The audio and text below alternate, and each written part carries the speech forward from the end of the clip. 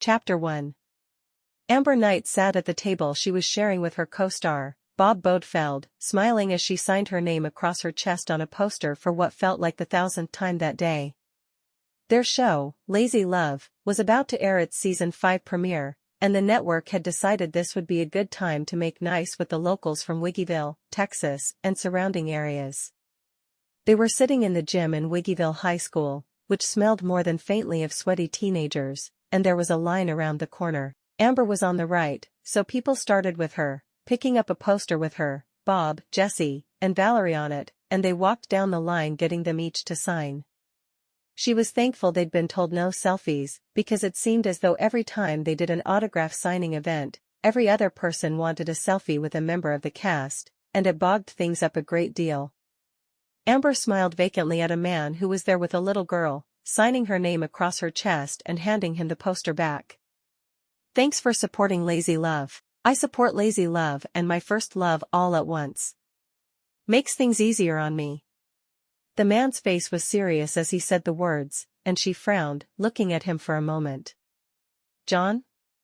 She hadn't seen him in almost 5 years, and it seemed strange to see the man she'd once thought she'd spend forever with standing in front of her.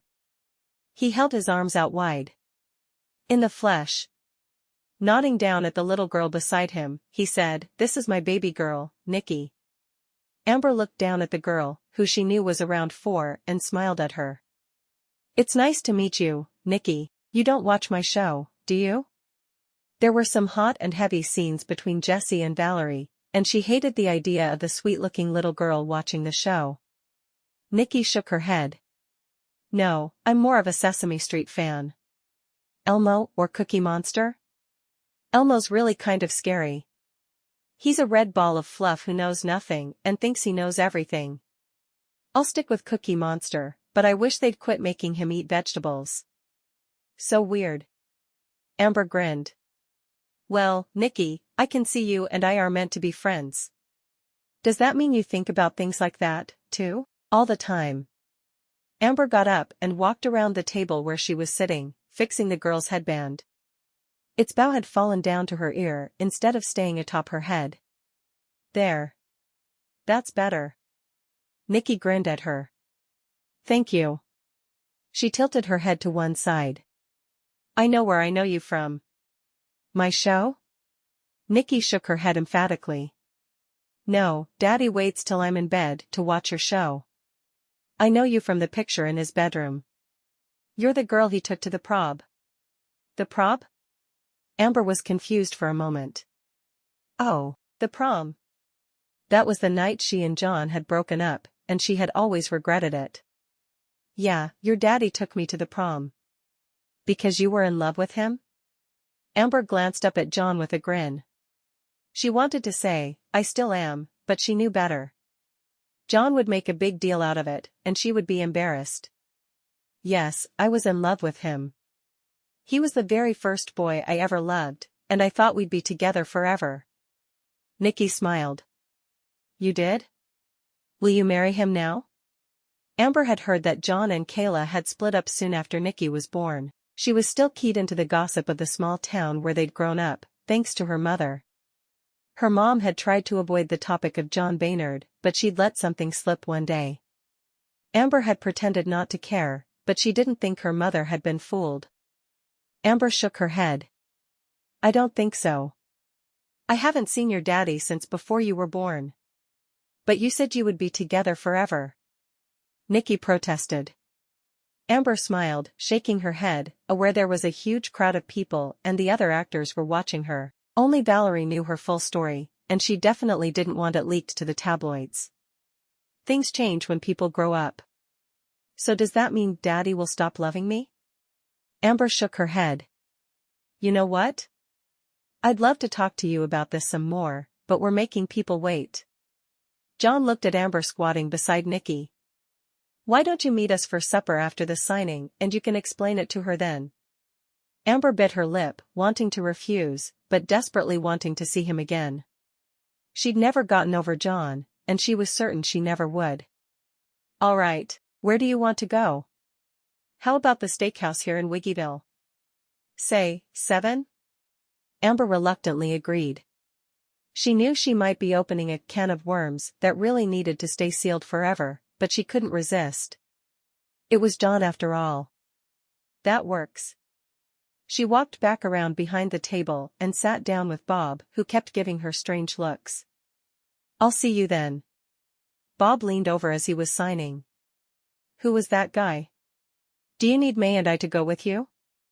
Amber shook her head.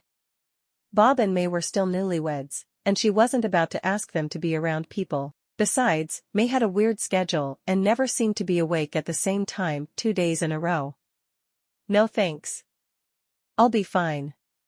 She probably should have told him that John was a former boyfriend, but she really liked to keep her private life private.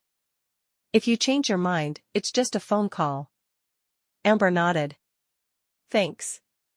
She reached for the next poster and smiled at the woman who'd had to wait while she talked to Nikki and John. Who should I make it out to? She hadn't been personalizing anything she wrote, but she would for the next few to make up for the delay.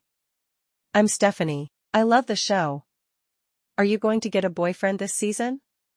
Amber smiled at the fan, feeling as if her face would break if she had to smile much more. I can't tell you that. She leaned forward and whispered loudly to be heard above the voices filling the room. Mostly because I don't know yet. Stephanie laughed. Who was that man?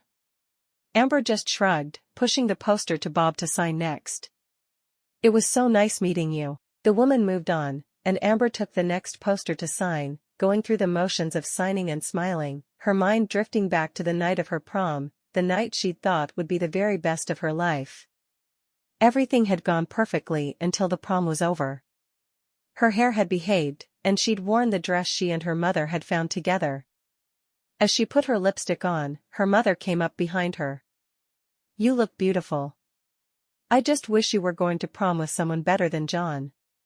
Amber had frowned. Better than John? How could I go with someone better than the guy I love? Her mother had sighed dramatically. Love? You don't know what love is. You're only 17. I've been in love with John since he traded me his Twinkie for my orange in the 3rd grade. He didn't even like oranges. Twinkies and oranges notwithstanding, he's not in our social class. Why not date someone like Brian? His mother is part of the Daughters of the Texas Republic with me. Because Brian is, well, he's full of himself. He has that silly sports car he likes to show off in, and he acts like all the other boys in school are beneath him.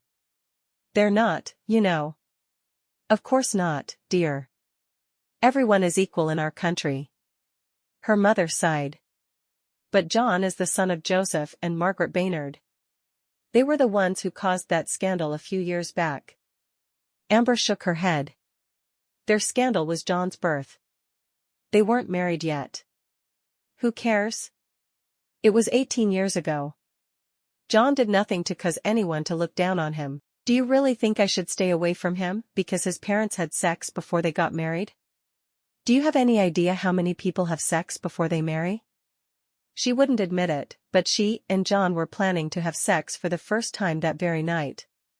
She wasn't going to pay attention to her mother's antiquated views on everything.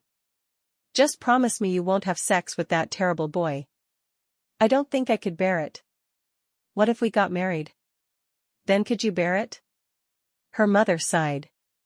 As long as you're over 21, you're free to marry whomever you'd like. If you try to marry John sooner than that, you'll lose your trust fund. Amber wrinkled her nose. She knew her mother had to approve any marriage that happened before she was 21. If she waited until she was over 21, then she could marry anyone she wanted and the money would still be hers. I won't marry him before I'm 21. She would marry him, though. She loved him, and she knew she'd never stop. Her father called up the stairs that John was there, his voice full of disgust. As much as her parents hated John was as much as she loved him. Her mother had once accused her of only caring for him because they didn't approve of him, but she knew it wasn't true. No, John was her soulmate. How could she not love him? She grabbed her new clutch purse and rushed down the stairs, coming face to face with John. She'd rarely seen him in a tux, and she smiled as soon as she laid eyes on him, wishing she could rush into his arms, but there was no way she'd make it out of the house if her parents saw her hugging him. "Curfew is still midnight," her father shouted. "I'll have her home on time, Mr. Knight," John said, smiling easily. He'd told Amber he didn't care what they thought of him, because they were snobby and rich, and from what he could see, they didn't like anyone. Amber took his arm and walked out of the house, nervous, but happy. She knew they'd be crowned prom king and queen, because they were the most popular couple in school. She couldn't wait. As the night progressed, she became happier and happier. The tiara they put on her head poked a little, but she didn't care. John looked over at her with pride as they both stood together with their crowns. After they left the prom, he led her to his car where he pulled out the key card for the hotel room he'd rented for them. They couldn't spend the whole night, but they'd have enough time to do what they wanted. "Are you nervous?" she asked. John shook his head. "Excited. I can't wait." She sighed. "Why are boys never nervous?" "Because we don't exactly think with our brains about stuff like this. I've been wanting to do you since 7th grade when we kissed under the bleachers at the football game." Amber grinned. "I remember that. It was our first real kiss. I mean, you kissed my cheek a lot in elementary school, but that kiss was so different. I'll never forget it. I hope you'll never forget tonight either." Amber bit her lip. She couldn't get her mother's request out of her mind. "How would you feel if we didn't, you know?" "Not tonight?" He sighed. "Why not?" "My mom was talking to me, Anne. Your parents hate me. We both know that. Why would you listen to your mom about sex?" Amber shrugged. "I don't know. She's my mom. She's all worried I'll do something I'll regret." Amber knew she wouldn't regret making love with John, but she worried she might regret it if it happened before they were married. "Don't tell me. She said you should date Brian again. That guy is a loser." "I know he is. I don't think I'm ready. I always thought I'd wait until I got married. I want to make love with you, I really do. He sighed. "Sure. We don't have to do it tonight." "Whatever." He made an illegal U-turn right there in the middle of the street. "I'll take you home to your mama. Maybe she can make you some warm milk and bake some cookies while you sit and talk about every little decision you should make." Amber wasn't sure whether to laugh or cry.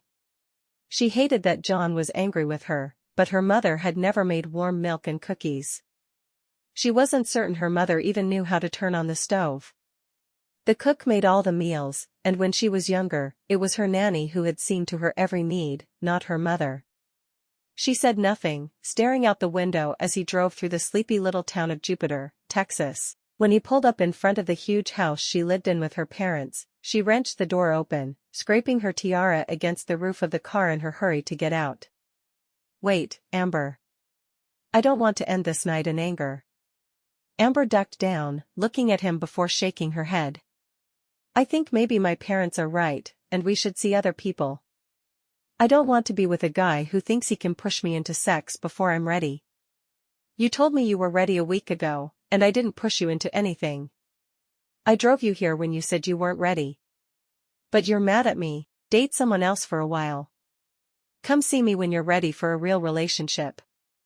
One where people respect each other." She slammed the door and rushed into the house. Her mother came in from the parlor where she'd been planning another of her parties. "Why are you home so early? Is everything all right?" Amber felt tears spring to her eyes at the question and raced up the stairs to her room, turning her ankle on the way. She wore heels a lot, but that didn't mean she was graceful in them. Throwing herself on her bed, she cried her eyes out, flinging the tiara across the room, listening as it hit the wall with a resounding clink. It meant nothing to her without John. How could it? She'd love him forever. Bob nudged Amber with his elbow. "You're falling behind." He pointed to the long line of people waiting for her to acknowledge them. Amber blinked and smiled at the teenager standing in front of her, wondering how long she'd been sitting there staring off into space. She looked over and John and Nikki were gone. "For a while then."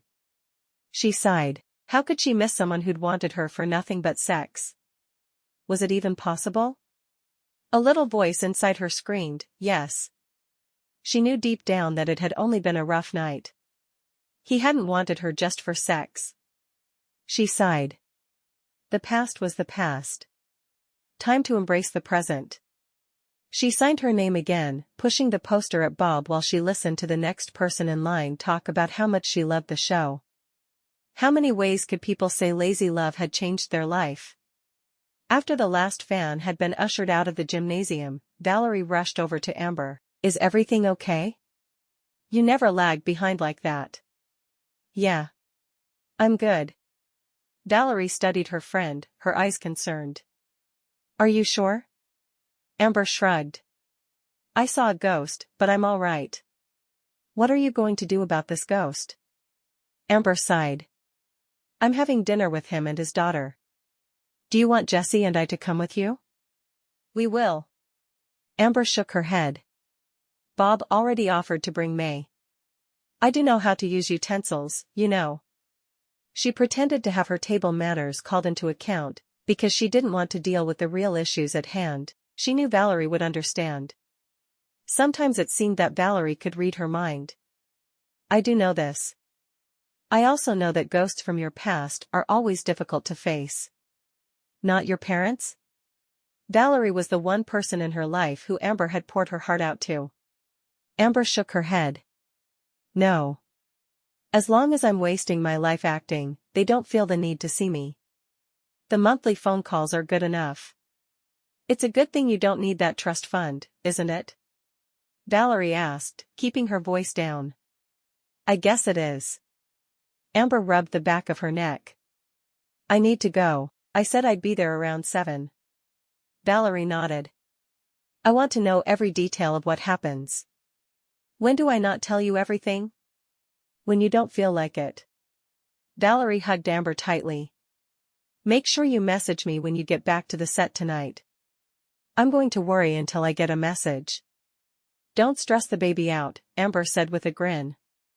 I'll be there soon. Where are you going? So you and Jessie can eat at the table next to ours and watch us to make sure I don't die or something? Valerie smiled. I do think dying would be worst case scenario. Trust me, if John wanted to kill me, he'd have done it long ago. Valerie's eyes widened. So it's John? Really? Amber took a deep breath and nodded. It's John. How did you feel when you saw him? Amber shrugged. The same way I've felt every time I've seen him since 7th grade. She knew Valerie understood intense emotions. She and Jessie had a special marriage. Oh wow. Okay. Be safe, and text me if you need me. I will. He's bringing his little girl. He's not going to do anything in front of her. Valerie sighed. I'm mothering you again. More like sistering. I do play your sister on TV, so it's all good. Okay, don't forget to message me when you get home. I don't want to worry all night. Maybe you should hire someone I don't know to keep an eye on me in the restaurant. Then I'll be safe. Amber suggested, rolling her eyes. You're starting to think like May. You need to quit spending so much time with her. Amber grinned as she headed for the door. See you tomorrow.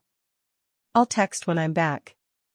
She thought about walking to the restaurant but knew she'd be safer if she drove. She didn't obsess about safety like Valerie did, but she hadn't had the same experiences as her friend.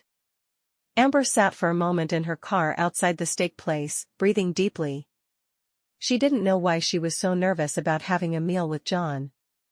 She'd had dates with a few A-list actors, and she hadn't been this nervous. Of course she hadn't spent half her life in love with any of them either.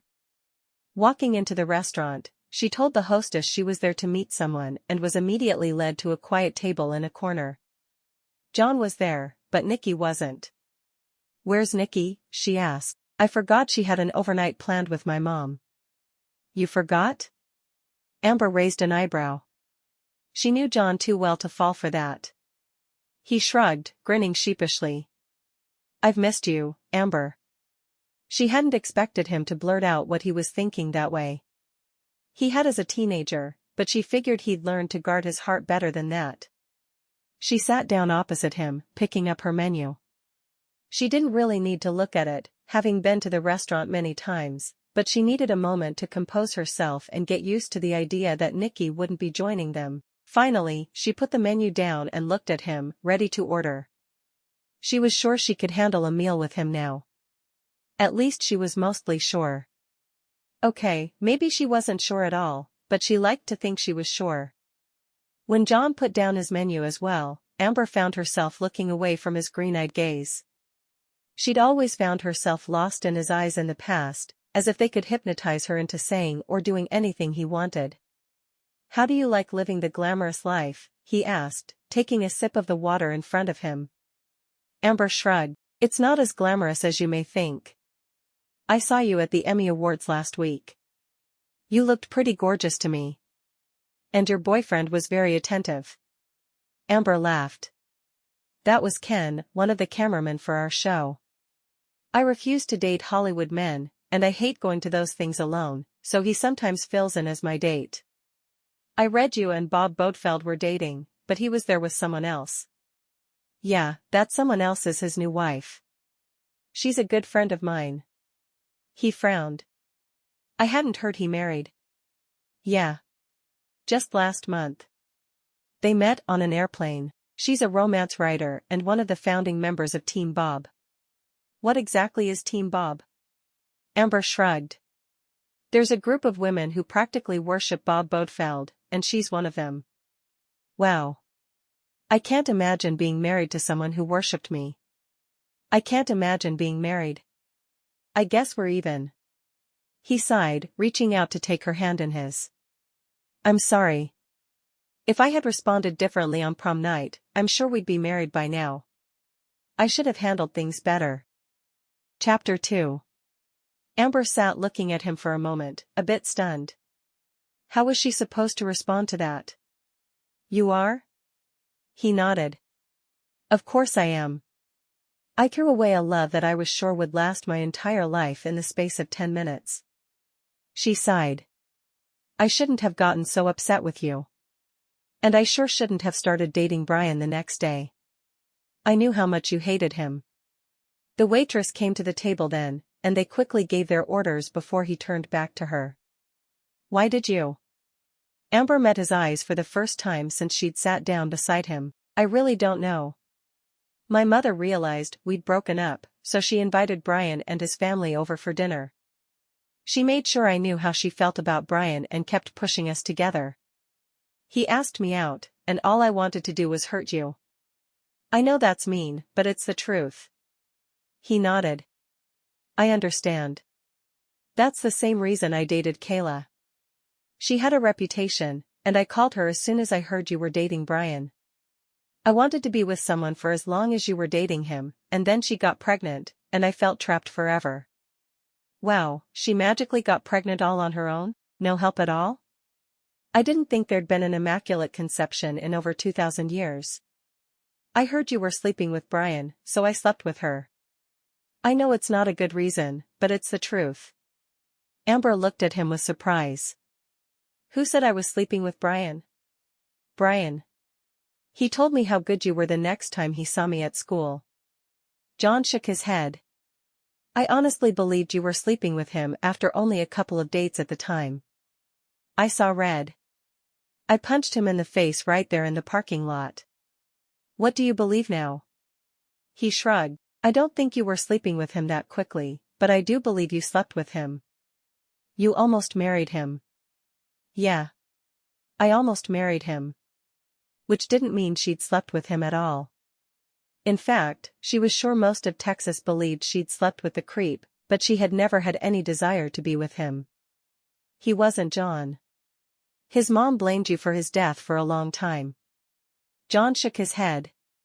"Of course by that point, I was married and Nicky was born shortly afterward.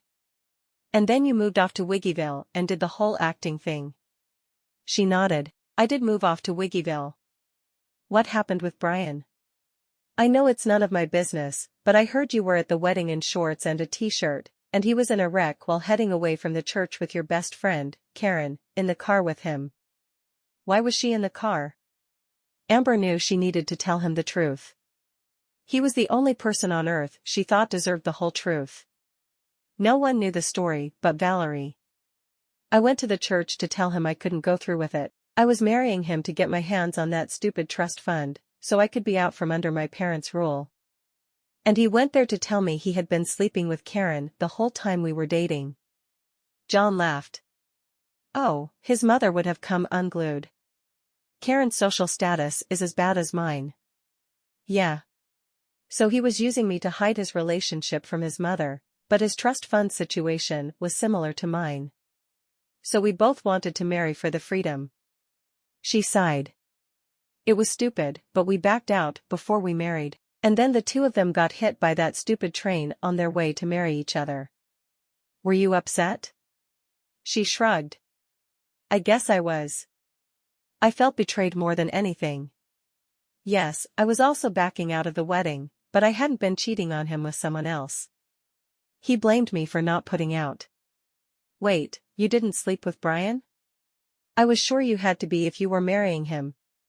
Amber shook her head. No, I never slept with him, so he told me it was my fault he was sleeping with Karen. Maybe she shouldn't have admitted it to John, but she couldn't let him go on believing she'd slept with Brian. He meant too much to her. It wasn't.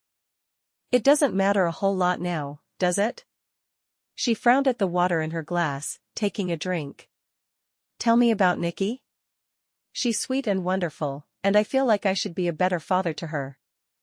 I didn't even notice her headband was messed up, and you fixed it. He shook his head. I feel so inept at all the girly stuff. I didn't even know Barbie had a camper. When did you and Kayla split? I heard it was shortly after Nikki was born. Yeah. She was 3 months old, and I got home from work one day, and found a note that Nikki was with my mom. Kayla was gone. At least she didn't leave Nikki alone again. She left Nikki alone? When she wasn't even 3 months old? Amber shook her head. That's so wrong. She wanted to find Kayla and wrap her hands around her throat. Of course, she'd felt like that about Kayla for years. I know. She didn't have a maternal bone in her body. She wanted to party, not be tied down to a child.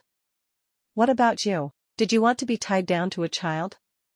He shrugged. I love Nikki with everything inside me. I can't complain about how I got her, because she's precious to me. And you and Kayla divorced? Oh yeah. Fast. She had the papers delivered to me shortly after she was gone. I hope she pays child support. John laughed. I've never received a dime from her. She's living with some rich guy in Dallas now. He shook his head. She relinquished all maternal rights in the divorce. She never cared to see her again. It's probably my fault, because she wanted to get an abortion, but I just couldn't let her kill my child. Lovely. He shrugged. It doesn't matter a ton to me, but I wish she was there for Nikki. My mom is good with her, but I don't feel like all her free time should be taken up babysitting. Amber shook her head. I agree. What are you doing now? Training horses. You know that's all I ever really wanted to do. I bought a little ranch between Wiggyville and Jupiter, and I train horses for people. They board them with me, I deal with their problems, and then I give them back once they're properly trained. Amber smiled as she thought of the long rides they'd gone on when they were younger. He'd talk her into packing a picnic lunch, and they'd ride down by the river and lay in the grass kissing. She was surprised when she realized how much she missed riding with him. I'm glad you get to do what you love. The only thing I'm missing to make my life perfect is you. She looked into his eyes, seeing the honesty shining at her. You don't mean that. I'm sure there are plenty of women in your life. He shook his head. After Kayla left, I realized I didn't want to be in a relationship just in case you came back and were ready to marry. Their salads were put in front of them, and Amber avoided his gaze as she stabbed a bite of it, bringing it to her mouth. Give me a chance, Amber. Let me take you out. Amber sighed, looking down at the salad. I don't think that's a good idea. We tried to have a relationship, and it didn't work out. The feelings are gone, she lied. She couldn't let him know how much he meant to her. Her heart would break into a million tiny pieces, and she'd never recover if something went wrong again, as it was bound to. Once was enough in her lifetime. He closed his eyes. I lied about Nikki having plans with my mom. I wanted to be alone with you, so I called her and made plans. Just give me 3 dates. For old time's sake. She looked at him, biting her lip. 3 dates, and she could lose her heart again. But he had meant so much to her. How could she not give him the chance? Finally, she nodded. It was probably the dumbest thing she'd ever done. On one condition. Anything. I want Nikki to go on the dates with us. I want her to know that she's important. He smiled. And that's one of the things I've always loved about you. Your giving nature. I don't know anyone else who would insist on taking a kid who wasn't theirs on a date. Do you still listen to country music? She asked, knowing it would seem to be out of the blue. He nodded. Yeah. Why? I love the old Brad Paisley song, He Didn't Have to Be. I want her to know that she should always get to go. He reached out and squeezed her hand, and she felt the same old feelings rush through her. His touch was like no other. When the whole world had wanted her to marry Bob, all she could think was that he didn't make her feel like John did. She couldn't spend the rest of her life without the tingles. She looked down at their joined hands and frowned. 3 dates. She could make it through 3 dates. If she couldn't, there was something wrong with her. After their meal, he walked her to her car. Why aren't you driving the latest sports car? That's what you drove when you were a teenager. She smiled. When I was a teenager, I wanted attention, especially yours, and I knew that a sports car was the answer. Now I get more attention than a woman could ever want. I don't want every man in the world to notice me. I get mobbed enough when I go out, because my face is familiar. The show has really changed how I look at things. She patted her 4-door compact car. This car is perfect. I can see your point. You must get sick of everyone knowing who you are and wanting autographs all the time. I do. She unlocked her door and started to get in, but his hand on her arm stopped her. May I kiss you goodnight? He'd never asked her permission to kiss her before, well, except for the first time, and that hadn't really been asking. He'd just announced his intentions. Grabbing her out of the blue and kissing her had been more his style. I'm not sure if that's a good idea. I think it's a brilliant idea. I need to know if the feelings are still there, or if they only live on in my memory. She closed her eyes, trying to think of a reason why he shouldn't kiss her, but nothing came to mind immediately.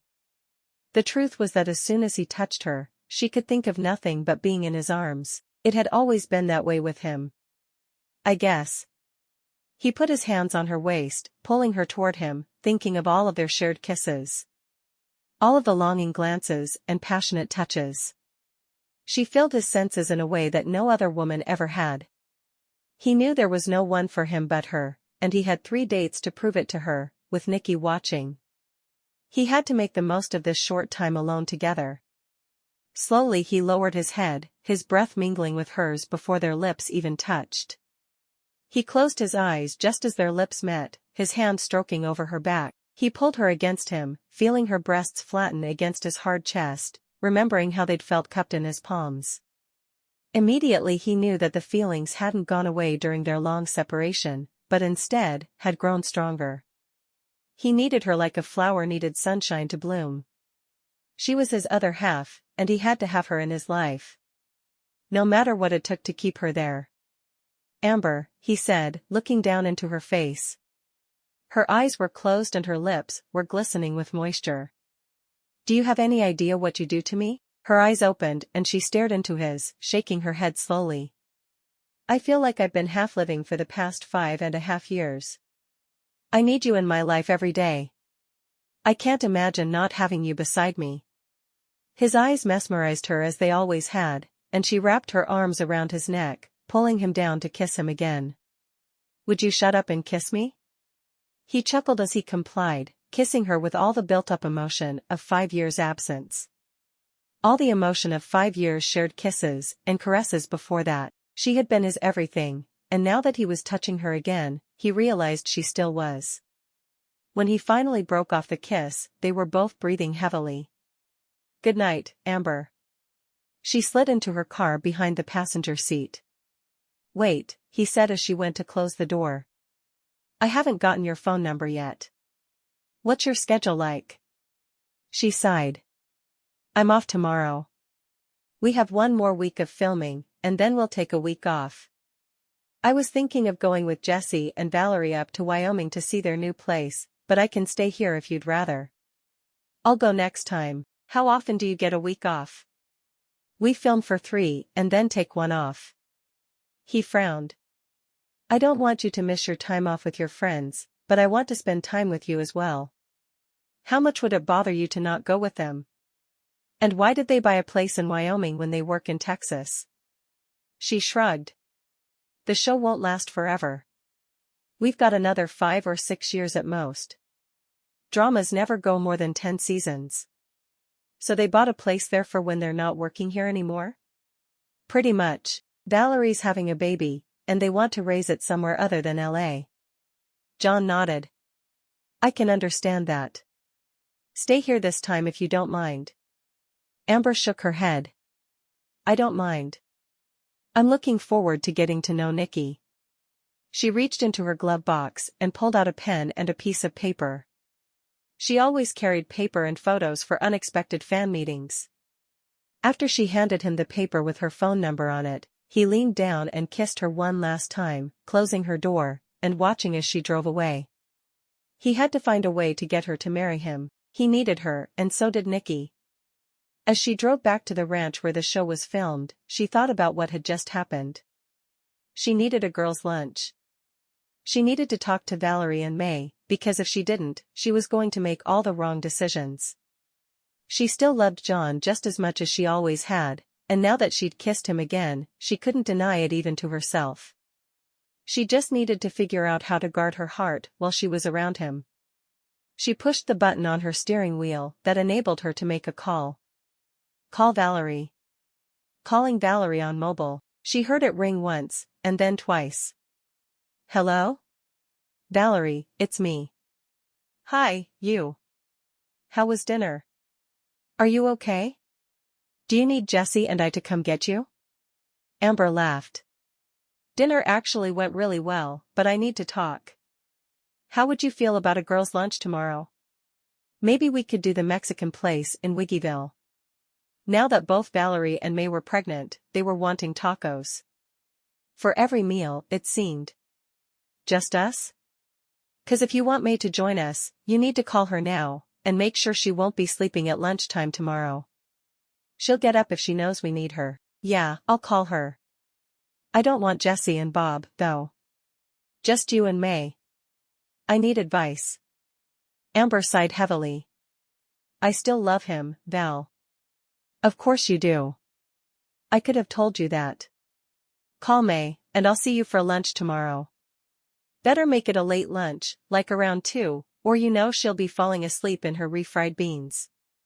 Amber laughed, picturing it. "See you then." After Valerie had hung up, she called May. When her friend answered, she got straight to the point, knowing May was probably working. May was always working.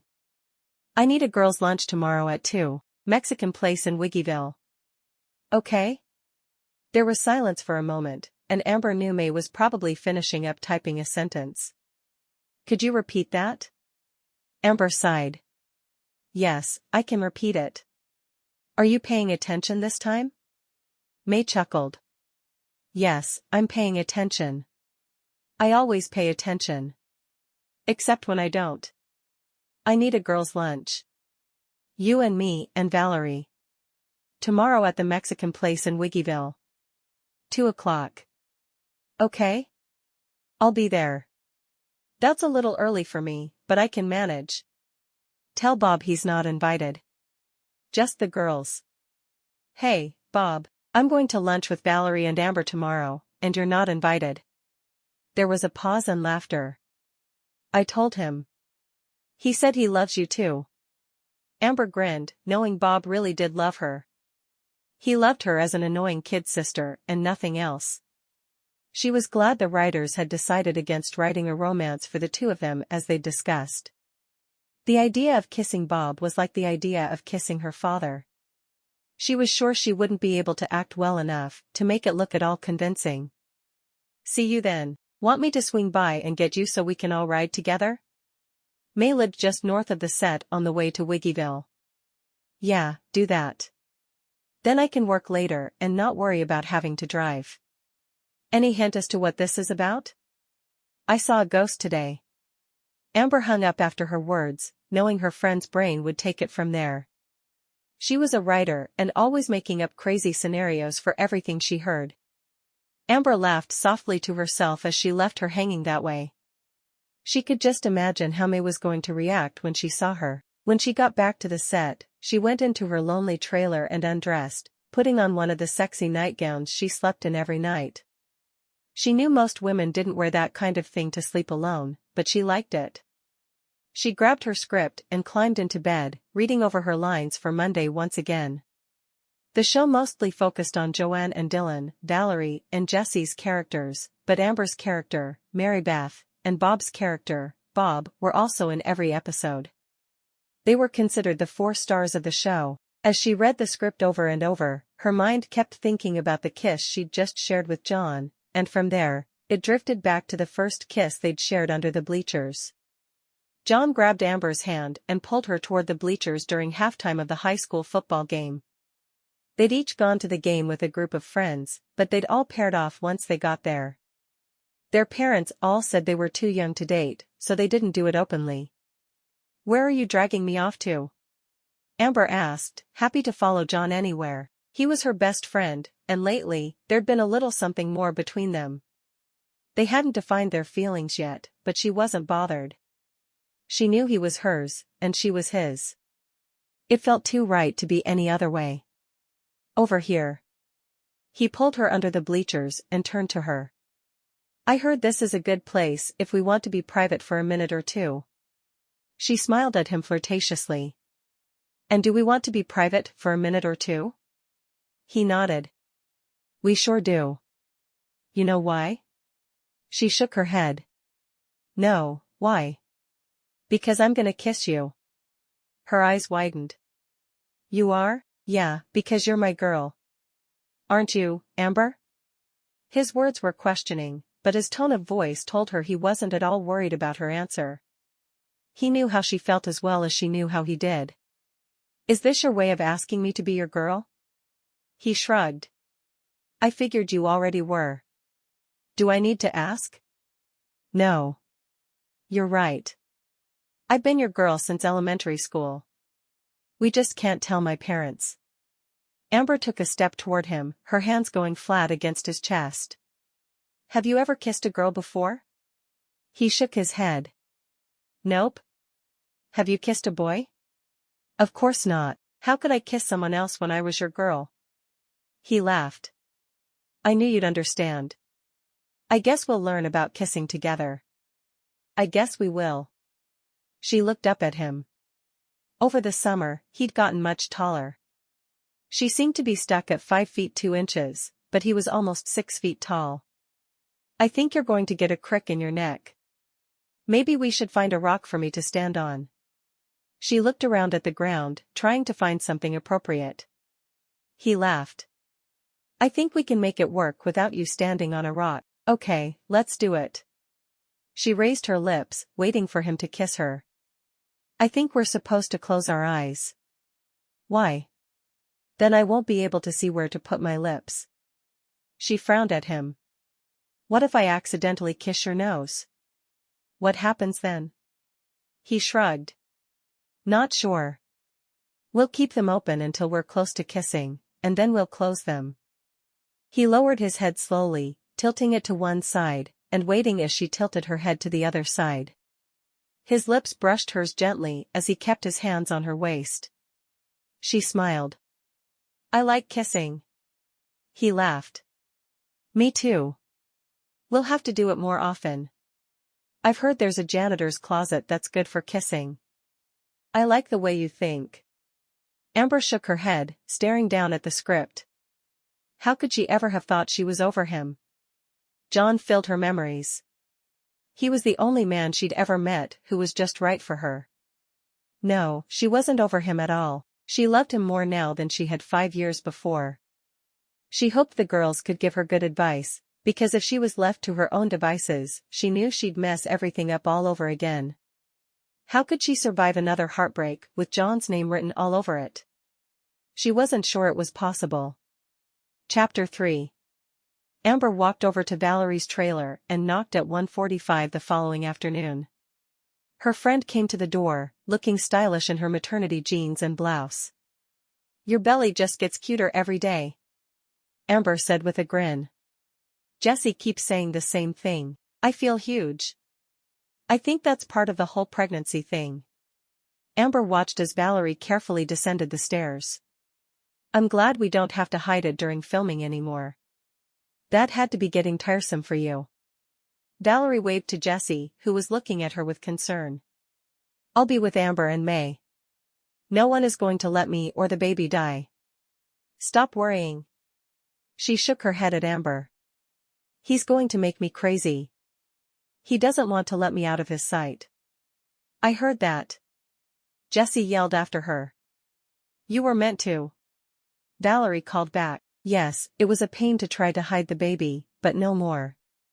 She leaned close and whispered, It's a boy. We found out on Friday. And you've been able to keep quiet for this long? How did you do that? Valerie grinned. Jessie and I were talking about names. And?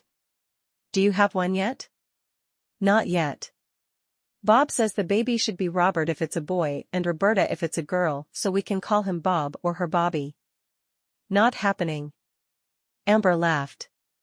I don't blame you. Besides, he'll talk May into it, I'm sure. Never let a man named Bob name your baby.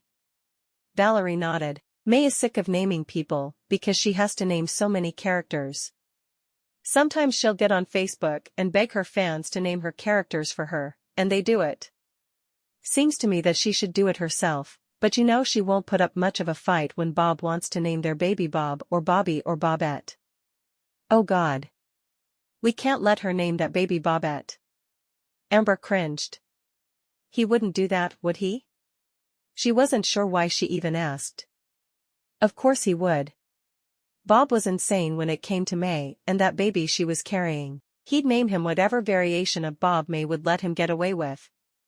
Valerie looked at Amber. Of course he would. He's Bob. He does ridiculous things for fun. Amber shook her head as she slid behind the wheel, waiting for Valerie to buckle. I hope May shuts him down. We'll talk to her about it at lunch today. After we talk about your date with John. It wasn't really a date. No? What was it then? Amber shook her head. I want to wait to tell you both together. Does May even know about John? Nope. I'm telling her today. She's a romance writer. Surely she has some kind of insight about relationships. Valerie raised an eyebrow. That's like saying that an actor has an idea about people's characters because they played so many. I have a feeling May knows less about relationships than either of us. Well, I still feel like she's an expert, and I'm going to talk to her. Even if she hasn't been in a lot of relationships, she's at least made a study of them. That's better than nothing. Valerie shook her head. I think you're getting your hopes up too high there, but we're your friends, and we'll listen and talk things through with you. We want you to be happy. I know you do. I don't know that it's possible with John, but I know it's not possible without him. John, he's been my everything for so long, I don't know how to get past him. I hadn't seen him in 5.5 years, but I took one look at him yesterday, and I felt like I did when I was 12 and he first kissed me under the bleachers at the football game. Valerie laughed. You were kissing boys under the bleachers at football games when you were 12? Amber grinned. If you'd met John, I know you'd understand. I do want to meet him. You should invite Jessie and me on a double date with you. Valerie looked at the front of May's house. I wonder if she's still sleeping. Text Bob. He can wake her if she is. She probably worked until 8 this morning. That woman is a mess, but I love her for it. Valerie laughed. I don't think it's possible not to love May. Her books make me laugh, and she's so much fun to be around. Valerie quickly texted Bob, and May opened the door immediately. She rushed to the car and opened the back door. What's the emergency? Tell me everything. Amber shook her head. I'm not saying a word until we're sitting over chips and queso. Fine. Whatever. Bob said you had a huge turnout for the signing. Valerie jumped on the change of subject. It was really good. Exhausting, but good. How are you feeling? May sighed. I feel like the only thing holding me together is static cling. I seem to alternate between hungry days and throwing up days. Valerie turned to her friend and smiled. I felt like that in my first trimester too. Are you queasy? A lot of mornings I am, but I'm not now. Well, it is afternoon, Amber pointed out with a grin. Just drive, Amber. May rested her head on the back of the seat. You sound like Bob. No one wants to be compared to Bob. Amber said. Well, Bob kind of likes being Bob, May told her. I just wish he'd quit trying to get me to call him King Bob. It's never going to happen. Amber laughed. King Bob? Just because I said I should be Queen of the Universe, he decided that made him King Bob. No way. Valerie grinned. Yeah, let's not feed that at all. She shook her head. I can just see him refusing to respond to anything unless we preface it with King Bob. Stephen would have a fit. Oh, wow. I can just see Stephen's face if Bob said that. Amber grinned over at Valerie. He wouldn't put up with that for more than a minute or two. He wouldn't put up with it that long.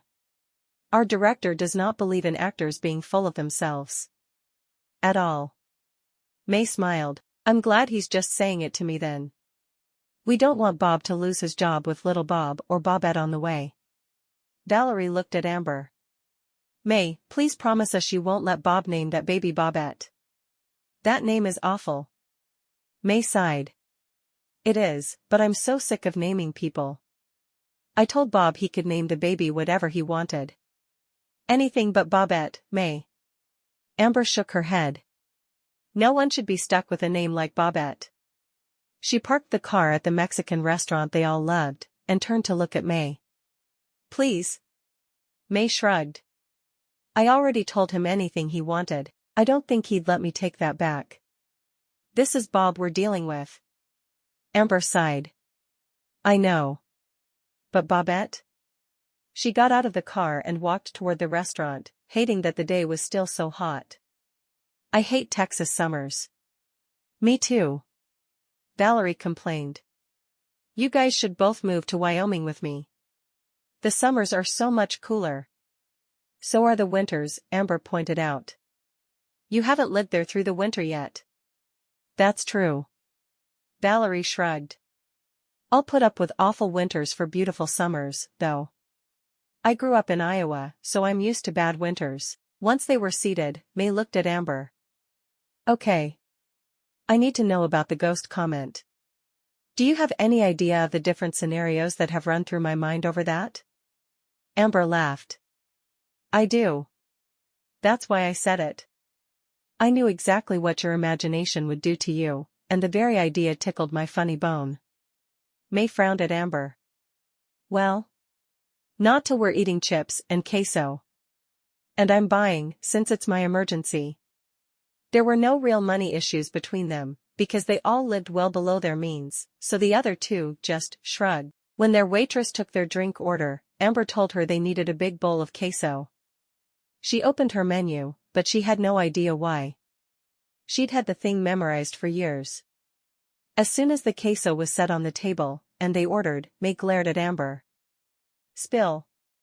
Amber sighed, taking a chip and dipping it in the queso, chewing slowly before explaining. When I was 12 I fell in love. His name was John, and he was the most wonderful boy in the whole world. He kissed me under the bleachers at the Jupiter High football game. Was it an awkward first kiss? Did you bump noses? May asked, suddenly very intense. Amber frowned at her friend. Why on earth would you ask me that? There's something wrong with you, May. I think you've lived with Bob for altogether too long. Don't blame Bob. We've only been married for 2 months. I'm about to write this flashback scene where a girl has been separated from her high school sweetheart for years, and I want to write about their first kiss. My first kiss was with Bob, and he kind of already knew what he was doing. May looked at Amber expectantly. So? Did you bump noses? Amber shook her head. No, we didn't bump noses. It was a nice kiss. Closed mouth and all, but nice. He didn't start using tongue until we were 13. She sighed. Now let me tell my story. May nodded, taking a chip and biting into it. Fine. Go ahead. My parents hated him. They were big into being descendants of the Texas Republic and all that jazz. I don't know if you know this, but I come from one of the richest families in Jupiter. All 6 families that live there? May asked, obviously making fun of the tiny hometown Amber was from. Hush, well, anyway, they complained a lot about my dating him. She shrugged. We didn't let it bother us. We were still sweethearts in high school, and he took me to prom. A couple of weeks before prom, we made a pact that we were going to have sex for the first time on prom night. My mom had a long talk with me about John not being right for me as I was getting ready for prom, and she reminded me that if I married him before I was 21, I'd forfeit my trust fund. Did you care? May asked. Amber shook her head. Not really, but she also talked to me about sex, which is never a comfortable discussion with your mother. Anyway, we were crowned king and queen, which I expected, but after prom, I couldn't go to the hotel with him. I don't know why, but suddenly it didn't feel right. You were what? 17? May asked. That's really young, and I don't care if everyone is doing it at that age. Amber nodded. He had just turned 18, but I was still 17. Anyway, I told him I wasn't ready, and he took me home. It was obvious he was mad, and he apologized before I got out of the car, but I was furious with him for trying to push me. May nodded. And you stormed off? Worse. I told him I was done with him, and I ran into the house. I started dating his worst enemy, a boy my mom had been pushing me to date for years, the very next day. I didn't even like him. May closed her eyes. I do understand. Was John your ghost yesterday? Amber nodded. Yeah, but there's more to the story. I found out yesterday that Brian, John's enemy, went to him at school on Monday, so, 2 days later, and told him how good I was in bed, and they got into a fight. John said at the moment he believed it, but later he knew better. He immediately started dating this girl I couldn't stand who was known for putting out. Her name was Kayla. It wasn't long before I heard Kayla was pregnant, and it broke my heart. May shook her head. Did he marry her? Is he still married? Yes, he married her, and no, Kayla ran off shortly after Nikki was born. But in the meantime, I almost married Brian. On our wedding day, I went to the church and broke it off. I couldn't marry him. It would have freed up my trust fund money, which was really the only reason I was marrying him, but I couldn't marry anyone else when I knew I still loved John. Amber ate another chip slowly. Brian came to the church with Karen, my best friend. He told me they'd been sleeping together the whole time we'd been dating. He had a trust fund situation like mine and just wanted his money free so he could do whatever he wanted, which was be with Karen forever. But he was there to break it off with me as well. Neither of us wanted to marry the other. Sounds like a twisted situation. Amber nodded. It was. And a lot of it was my fault. Anyway, Brian and Karen left the church, were hit by a train and killed. Rumors flew in every direction. I heard they were going to be filming a new drama in Wiggyville, and I went to a walk-on audition, expecting to get a tiny part. I was cast as MaryBeth. I haven't seen my parents since. But Jupiter is like 30 miles from here. I know. They were furious with me. Brian's mother blamed me for the wreck, and my mom and Brian's mom were close. Amber shook her head. I have no desire to go back to that world. So what's going on with John? Valerie asked. Amber took a deep breath. As you know, I went out with him last night. He said Nikki would be there, but he had her spend the night with his mom at the last minute. We talked, and he talked me into 3 dates. He thinks he can convince me that we still love each other in 3 dates. Can he? May asked softly. I don't know. Amber's voice was almost a wail. I don't know what to do. He touches my hand, and I can feel it all through my body. Did he kiss you? Valerie asked. Amber nodded slowly. He did. And it was just like it always was. 1 kiss, and I'm ready to strip and do anything he wants. May made a face. Did you ever sleep with Brian? Of course not. He made my skin crawl. I thought about it, as a way to get back at John when I heard he was married to Kayla, but I couldn't go through with it. And John wants to date you now? And you still have feelings for him? Valerie asked. Amber shrugged. I know he's the only man I'll ever love. I think I knew it even when we broke it off on prom night. Nikki said he has a picture of us from prom in his bedroom at home. May leaned back in her chair, her hand going to her stomach to rub it, even though it wasn't yet obvious she was pregnant. How do you feel about getting back together? I don't know. I love him, but I'm so scared he's going to break my heart again. I told him I wouldn't date him unless Nikki was allowed to come along, so he agreed to that. Valerie smiled at Amber. You've loved him all this time. I know you have. I think you need to see what happens. Give him a chance. Amber looked at Valerie. I'm scared. I don't know if I can survive having my heart broken by him again. Valerie reached out and covered Amber's hand with hers. He's not going to break your heart again. It sounds like he reacted predictably, and you flew off the handle, which caused a chain reaction. You dated Brian the idiot, and he dated Kayla the sleaze bucket. You both got hurt. Can you handle dealing with Nikki, knowing she's Kayla's child? That doesn't bother me. She's also part of John. She's the cutest little thing. I was worried she watched our show, and I asked, but she said Sesame Street was more her thing. May laughed. Sounds like a sweet kid. She really is. I want to keep her forever. Enough to trust John with your heart? May asked. No idea. You know that I didn't trust Bob when I married him, right? I couldn't believe he saw something in me that he thought was worth marrying, and I turned him down over and over. Amber made a face. But you married him within a week of meeting him. He proposed within hours. May shook her head. I had to remind myself that I believe in love. I had to get up the courage to grab the brass ring and live my life, opening myself to love. It was hard, but I did it, and you know how much in love Bob and I are. Amber rolled her eyes. Yeah, I heard all your mushiness the night of the Emmys. It didn't kill you. Maybe not, but I'm sure I'm scarred for life. Valerie grinned at Amber. I think our situation was the opposite, because I didn't know I loved Jesse, but he knew he loved me. He put everything on the line to get me to marry him, and I'm so glad he did. I don't know that I'd have had the guts to stay away from Curtis otherwise. All 3 of them knew that Curtis had abused her and later kidnapped her sister. He was currently serving time in a maximum security prison and wouldn't be out for a very long while. How's Ricky?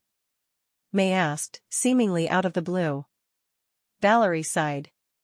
My sister's doing better now that we have her settled in Culpeper. She's working for the bakery that I told you about, and she's staying with a widow during the time that Jesse and I are away. She can't stay by herself without getting scared yet. I know she'll eventually get over it, but she's refusing to continue with therapy. She said she needs to become stronger. She's probably right. Amber had only met Ricky once, and that had been the night she'd been rescued from her kidnapper. She was a sweet girl, and Amber wished she had a magic wand to just make her better. The girl that brought their food sneered at May. "I hear you're pregnant." She slammed down their plates. May nodded. "Yes, I am." "How are you, Tiffany? You look tired." "We don't all sit around all day, doing whatever we want," Tiffany said, turning away from them. "Who was that?" Amber asked. May sighed. "We're talking about your ghosts. We'll save mine for later." Amber looked between her friends. "So you both think I should go for it?" She decided to wait until May was ready to talk about the rude server. She'd seen the girl many times before, but she'd only ever been nice, so she wasn't certain what the problem was now. Valerie nodded. "Give him a chance. Pretend you just met him and start over. Don't hold the past against him." May nodded. "I agree. I think it was all a set of mistakes by both of you. Don't give up on love because of something that happened when you were 17. I want you to be happy." "You don't think I'm happy?" Amber asked. May shook her head. "I knew you weren't happy the first time I met you. It was always obvious there was something you weren't telling people, and I guess that something is named John." Amber sighed. "I guess I should give him a chance. I don't know what I'll do when he breaks my heart though." "He's not going to break your heart this time. If you go into it assuming he will, it's only going to make you miserable. I know it's hard, but you have to give him a fair chance. Pretend you just got out of high school, and you didn't break up at prom. What would be your next step with him?" Amber laughed. "I'd marry him on the spot, of course. Partially to annoy my mother, and partially because I still love him as much as I ever did." "What about the whole trust fund thing?" Valerie asked. "Not that you need it." Amber shook her head. "Now that I'm over 21, I have access to it whenever I'm ready. I haven't asked for access though, because I don't need it." "Of course you don't." Valerie took a bite of her taco. "Baby boy sure does love tacos." May grinned, patting her own belly. "Baby Bob likes tacos too." "I don't think I'll eat anything else for at least 7 months." "Please don't name that baby Bobette," Valerie pleaded. "I can't imagine that would be good for anyone." May shrugged. "If he names her Bobette, I'll just call her Bobby. Won't hurt a thing." Amber shook her head. "And if it's a boy?" "We'll name him Robert and call him Bobby. You know Bob. He loves the idea of having a little Bob running around." Valerie sighed. "Bobby or Bobby will be very loved by both parents. I guess that's all that really matters." "I could name him Bucky, and it wouldn't matter," May agreed. "He or she will be loved." "I just hate the idea of Bob winning," Amber exclaimed. "He seems to always get what he wants."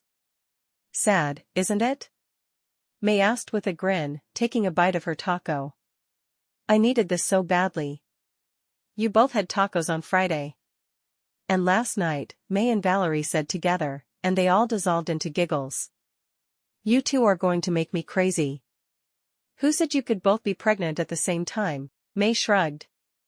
"I don't recall asking." "We're both happy, though, so I guess you should rejoice with us." "I do. I'm jealous." Valerie put down her taco and leaned toward Amber. "Stop being jealous. You have a chance at a future with the only man you've ever loved. Seize the day. Take your happiness in your own hands and make it happen. If you don't, I'm going to let May write a love story for you." May made a face. "No one can stop me once I have it in my brain to write about someone. I might kill you off in a book if you don't at least try to be happy with John." Amber laughed. "Like you'd kill someone in a book." May looked around her before leaning forward and whispering, "Let me tell you how I killed off that mean waitress who brought us our food." Chapter 4. Amber had been back in her trailer for less than an hour when her cell phone rang. She looked at the display and closed her eyes, not wanting to have the conversation that was about to take place. "Hi, Mother." "Amber, when do you have time off from your little job?" Amber plopped down on the couch, putting her feet up on her coffee table, only because she knew it would annoy her mother. From my little job? I'm an actress, and I just won an Emmy. It's called time off from filming. Fine. When do you have time off from filming? Not this week, but next. Amber hoped her mother didn't think she'd get to see her. I thought we could host a little welcome home party for you. Why would I need a welcome home party? I'm not coming home. You were seen having dinner with that awful boy you dated in high school. The one who followed the path of his parents and got his girlfriend pregnant. Amber sighed. I had dinner with John. So what? Well, I'm sure that means you'll be marrying him. When you marry him, you'll move back to Jupiter. Amber blinked, trying to follow her mother's reasoning. And why would I do that? Because that's where he lives. He's training horses outside of town. Why are you keeping up with his life? You hate him. It was her mother's turn to sigh. I don't hate him, Amber. I just don't think he's good enough for you. Well, your opinion ceased to matter 5 years ago. No, I don't want a welcome home party. I'm not marrying John. I'm just going out with him. You know he's divorced, don't you? I do know that. I know he's free to date me again. You have nothing to do with any of it. Fine. Don't think you're getting your trust fund when you marry him. Amber shook her head. Mother, if you had any idea what I make, you wouldn't be mentioning the trust fund. Please, let me live my life. She knew as well as her mother that she could have had it any time after turning 21. Her mother had no control over it any longer. I've done the best I knew to do with you. Please, come home for a visit. Her mother's voice sounded small, and Amber almost caved, but she knew the experience would be a disaster. Her mother was a master of manipulation. I'll come see you when I'm ready, but I need to decide what I'm going to do about John first, without your interference. Her feelings were confusing enough, without adding in her mother's nonsense. When have I ever interfered? Goodbye, Mother. There was a dramatic sigh. Goodbye, Amber. Amber put her phone down beside her and leaned her head back against the couch. A year ago, a call like that would have had her running to Valerie and pouring her heart out. It was harder now that Valerie and Jesse had finally married. It wasn't that Amber was sad her friend was happy. She was thrilled for her. She just wished things were still the same between them. They couldn't be, and she understood that, but she missed the way their friendship had been. Her phone rang against. What now, Mother? She asked as she answered. There was a pause. It's John. I wanted to see if you would like to go on a picnic with Nikki and me this evening. We could ride down to the river like we used to. I have a feeling it will be nothing like it used to be, Amber said without thinking. She hadn't meant to be so flirtatious, but the words came out before she could stop them. He chuckled. Probably not with Nikki around, but I could find her a sitter. No, I want her to be there with us. I want her to know how important she is. She thought about her schedule for the next day. Her first scene was early, but they wouldn't stay out too late with Nikki anyway, she was sure. I have to be in by 8 or so. I have a sunrise scene to film in the morning, which means I need to be up by 4. That's no problem. I'll pack a picnic. Do you want me to come get you? Or do you want to drive out here? Amber thought about it for a moment. Come get me if you would. Do you know where the set is? She had no desire to be alone anywhere close to Jupiter. If she happened to run into her mother and John was there, nothing would be said. If she was alone, she wasn't sure what would happen. I do. I'll see you at 5. Does that work? Works fine. See you then. She stared down at her phone for a moment, smiling. She was going on another date with John in a little more than an hour. He had the means to mess up her life, but as her friends had said, he had the means to make her happy too. She was going to let things happen as they would. She couldn't snub her nose at happiness again. John looked down at Nikki and gave her a thumbs up. We're going to pick Amber up in an hour. Let's go to the grocery store and get picnic stuff. Can we use the real picnic basket? She asked, bouncing up and down excitedly. The picnic basket had been a gift from his mother for Christmas one year, and it had never been used for anything but teddy bear picnics. Yeah, get the picnic basket. She hurried off to grab the basket while he got his car keys. She ran back to him, taking his hand. Let's go, Daddy. I want Amber to be my new mama. I know you do, precious. I want her to be your new mama too. Do you think we can make it happen? He shrugged. We can only try. They stopped at the grocery store and got what they needed before making the drive to the set. It was only a 15-minute drive from his ranch, and he'd driven past more times than he could count over the last 4 years, hoping to see her out filming, or doing anything really. He had caught her on horseback a few times, but he'd always just driven on, not feeling like she was ready for him to come back into her life. When he arrived at the set, he got out, not sure where to go from there. He saw Jesse Savoy standing beside one of the trailers, so taking Nikki's hand, he walked over to him. It was a little strange to talk to someone you'd really only seen on television until the day before, but he could do it. I'm looking for Amber Knight's trailer. Jesse looked him up and down. You John? John nodded, surprised the other man knew his name. I am. Don't hurt her. The words weren't so much a threat as a command. I won't. John wanted to say more, but he was aware that little ears were listening. Where can I find her? Jesse pointed. 2 trailers down, thanks. John walked with Nikki toward the correct trailer, hoping the little girl wouldn't ask about the exchange.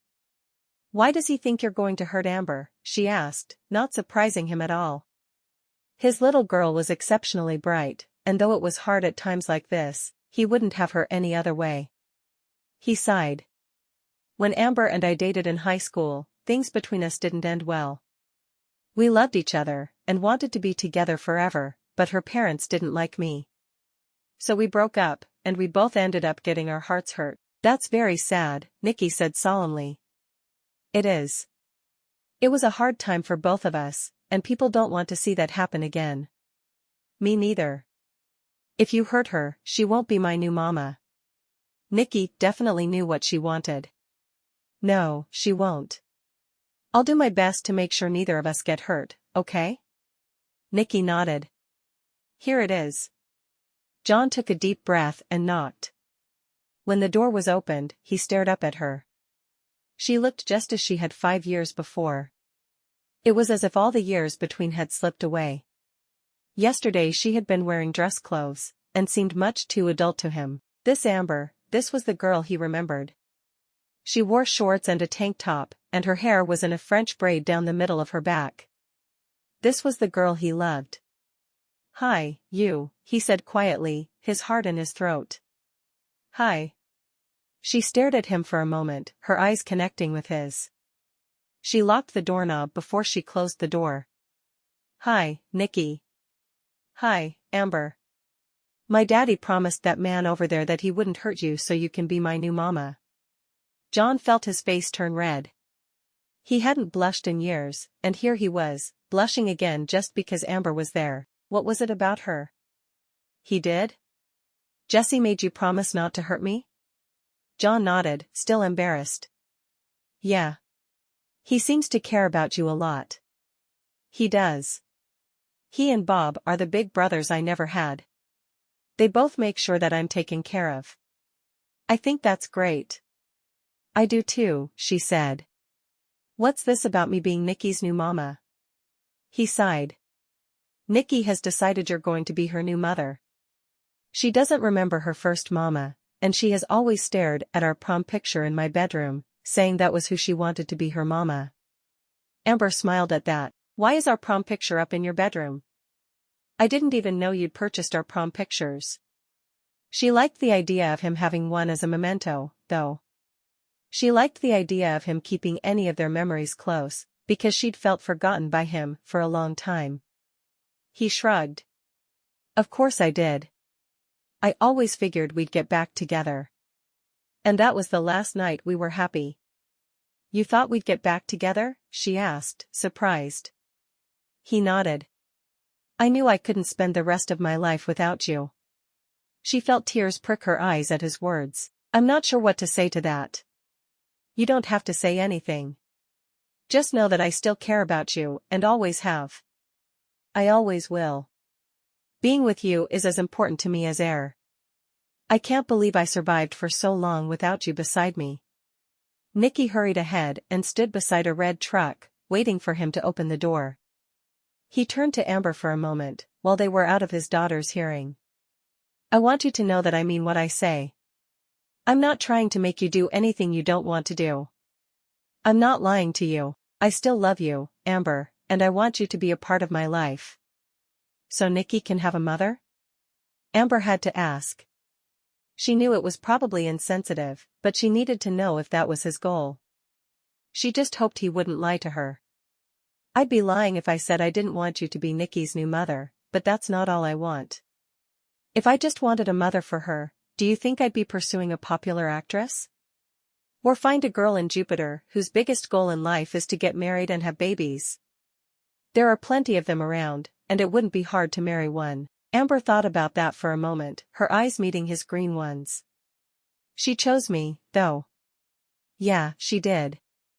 But she chose you, because she knew you were the one I wanted. Keep that in mind, please. He led her to the truck and opened the back door so Nikki could scramble in, before opening Amber's door. Don't forget to buckle up, Nikki. I won't, Daddy. I'm only safe when I'm buckled. That's right. You buckle too, Amber. We want you to be safe. Nikki called. Amber reached for her shoulder belt and pulled it over, snapping it into place. I'm safe now, Nikki. John shut the door of the truck and walked around, getting in beside Amber. He started the truck and then reached for her hand. It feels like old times. She laughed. We never had a child with us during the old times. No, we didn't. Does it bother you? How could that beautiful little girl bother me? She asked. She's a part of you.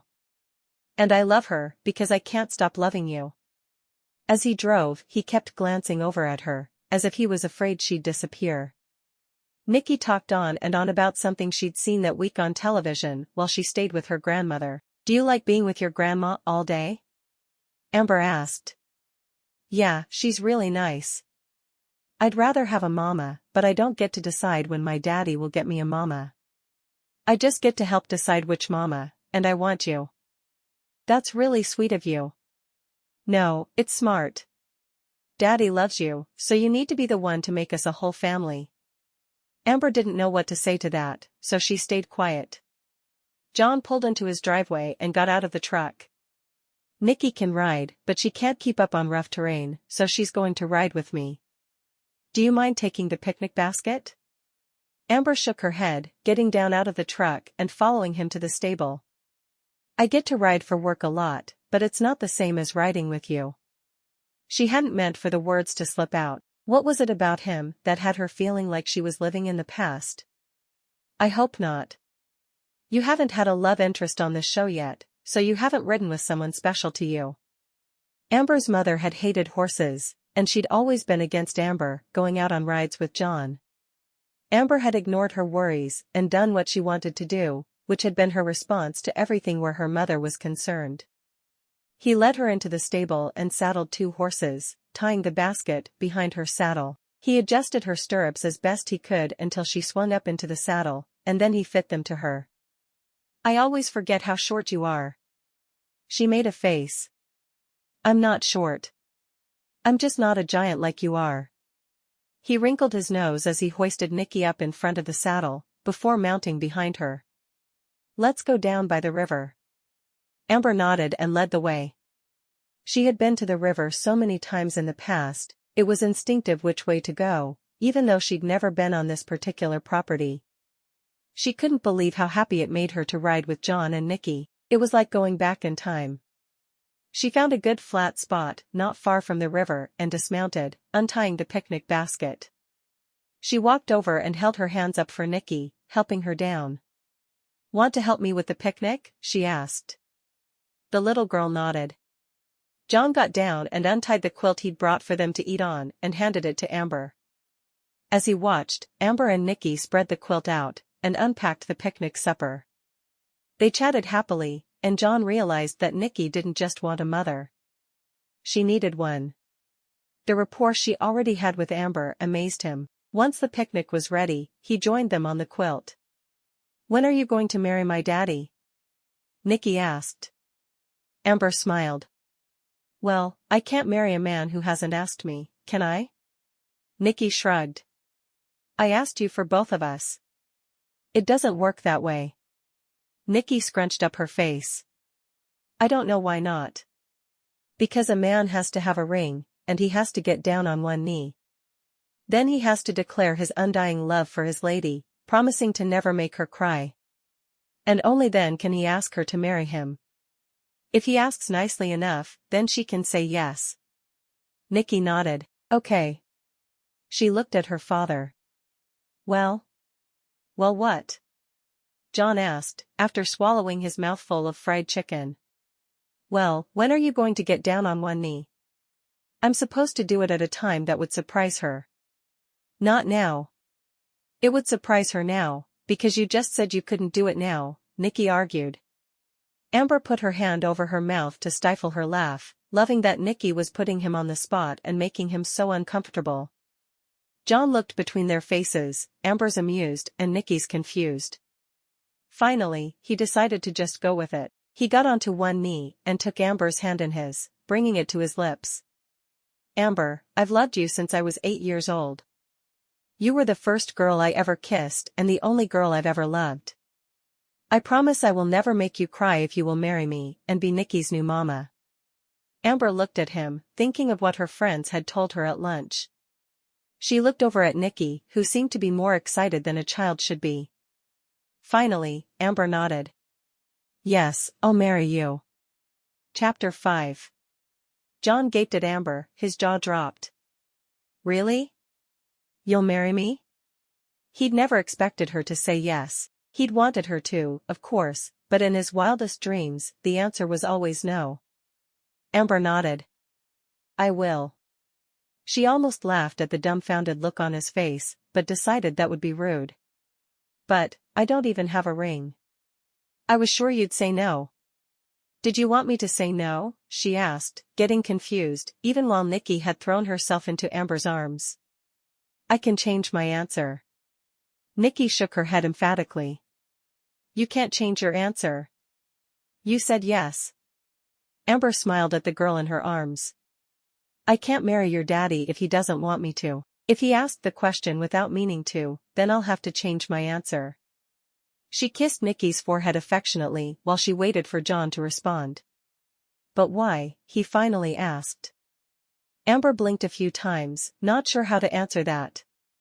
Why would she marry him? She'd been in love with him for years. Nikki needs a mother, and she chose me. I won't have to deal with men throwing themselves at me once news gets around that I'm married. It just makes sense." She kept her voice cautious, afraid he'd tell her he'd been joking when he asked. John's face became shuttered as he nodded. "All right. Let's plan a wedding. I figured we'd just elope." "You don't really want a real wedding, do you?" Amber didn't know why she hated the idea of a wedding so much, but she did. He said he loved her, but he'd made it clear he was doing all this for Nikki, so why would they go through the motions of a real wedding? "I'd rather do a real wedding. We can do it quick if you want. Maybe 2 weeks from now? On Saturday?" Amber nodded slowly. It seemed that was forever away, but she'd already loved him for more than 10 years. What was 13 more days? That could work. If we did it next weekend, I'd have the week following the wedding off work, though. He thought about that for a moment, liking the idea of a honeymoon, no matter if they were able to go somewhere or had to stay home for it. "Yeah, let's do that. Maybe my mom can keep Nikki for the week. Maybe she can keep her for a night or two, and then she can come home. I want to spend that week getting to know her better. I can't wait to have a daughter." Amber smiled at the little girl in her arms. "Do you want to be my flower girl? If we're doing a wedding, I want 2 attendants. Valerie and May need to be there with me." Nikki nodded emphatically. I want to be the flower girl.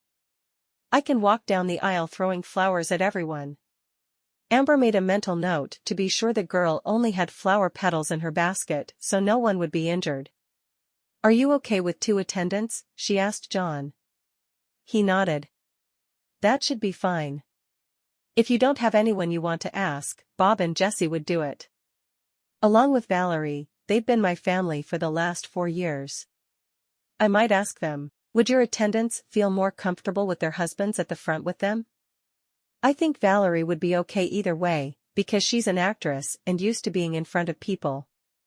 May is a romance writer, and she has a harder time being in front of crowds. Then I'll make sure I ask Bob to be one of my attendants, and I will decide later if I want Jesse or someone else.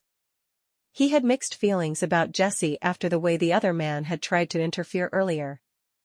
Of course he was glad someone had been watching out for Amber during the time he'd been out of her life. Nikki got off Amber's lap. I'm going to walk down to the river. I want to throw rocks in. Stay where you can see me and don't get too close. Okay? John asked, knowing that she was fascinated by the water. Okay. Nikki hurried off, leaving the couple totally alone. John looked at Amber. I won't be able to stand it if I lose you again. Are you sure? His eyes were intense. Amber nodded. I'm sure. I've thought about you a lot over the years. What made you change your mind since dinner last night? You seemed afraid of being around me then. She shrugged. I'm not sure, she lied. I just decided I wouldn't be hurt again. She couldn't give him the kind of power he'd had over her years ago. Keeping him from knowing how much she cared would be the only way she could keep her sanity and her heart intact. He glanced down at the river, seeing that Nikki was playing on the bank as promised. She was usually good about not getting too close to the water when he reminded her beforehand, but he had to be sure she was safe. He caught Amber's hand and pulled her toward him on the blanket. I need something to sustain me until Saturday. What if we can't get the church for the wedding? She shrugged. Let's just marry in your yard. It won't hurt anything, and we'll be just as married. She frowned. Are you going to invite your parents? He nodded. Of course I'm going to invite my parents. I wouldn't have made it through the past few years without them.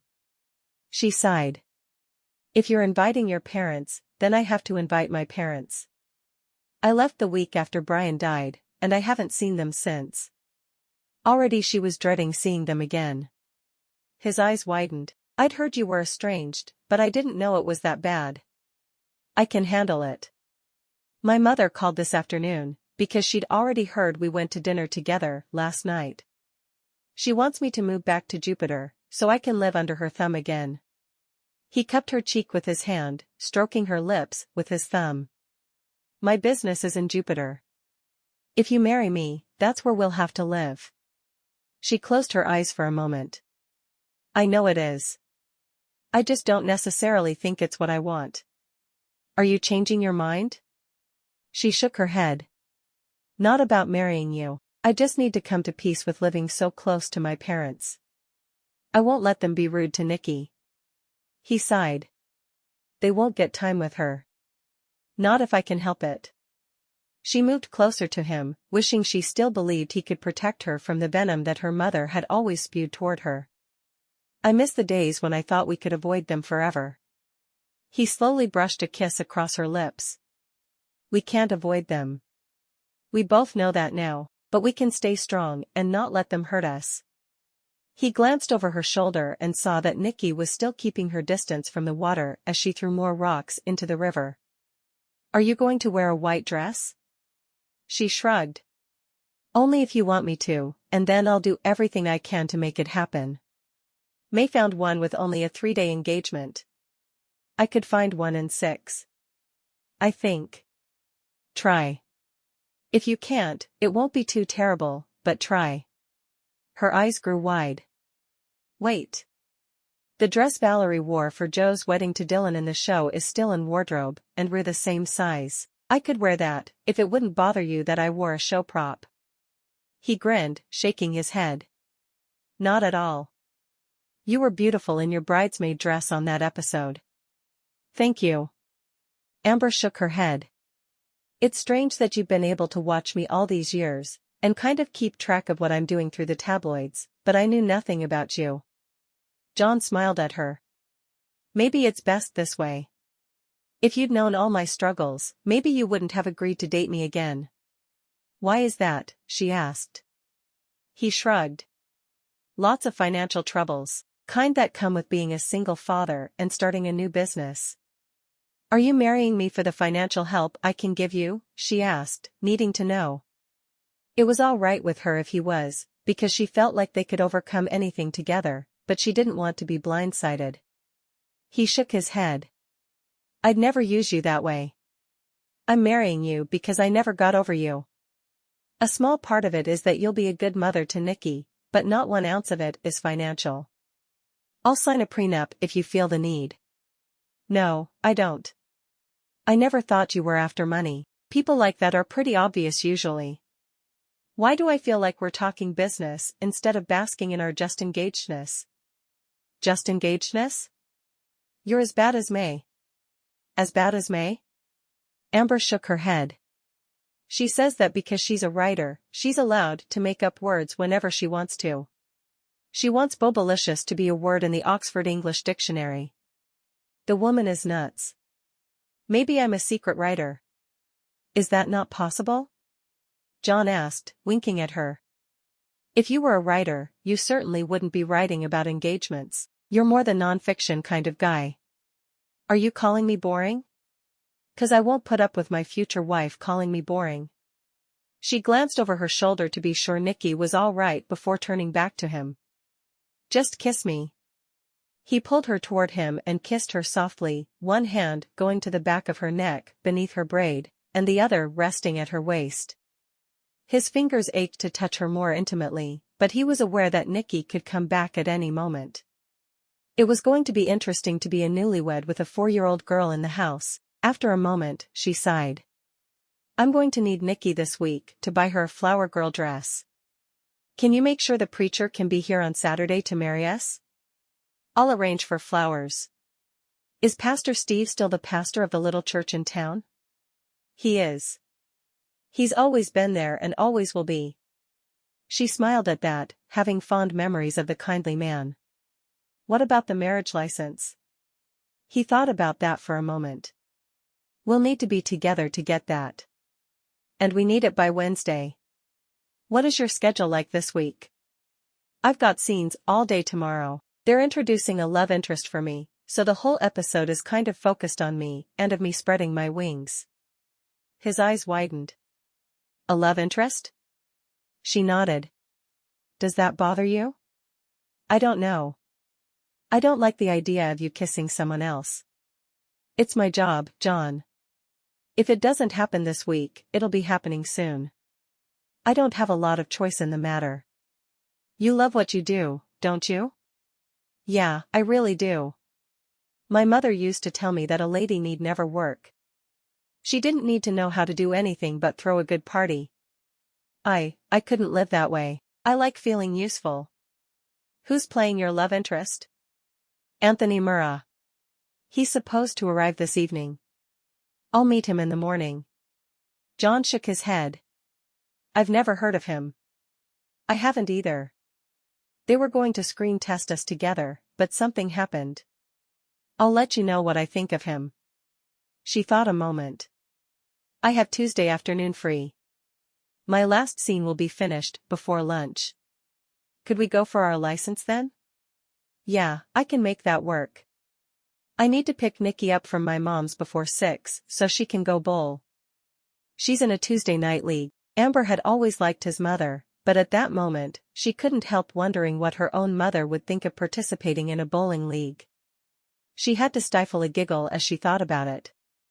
Her mother was always dressed perfectly and never did anything she considered common. I didn't get my dessert cookies. Nikki called as she came running. You didn't eat them, did you, Daddy?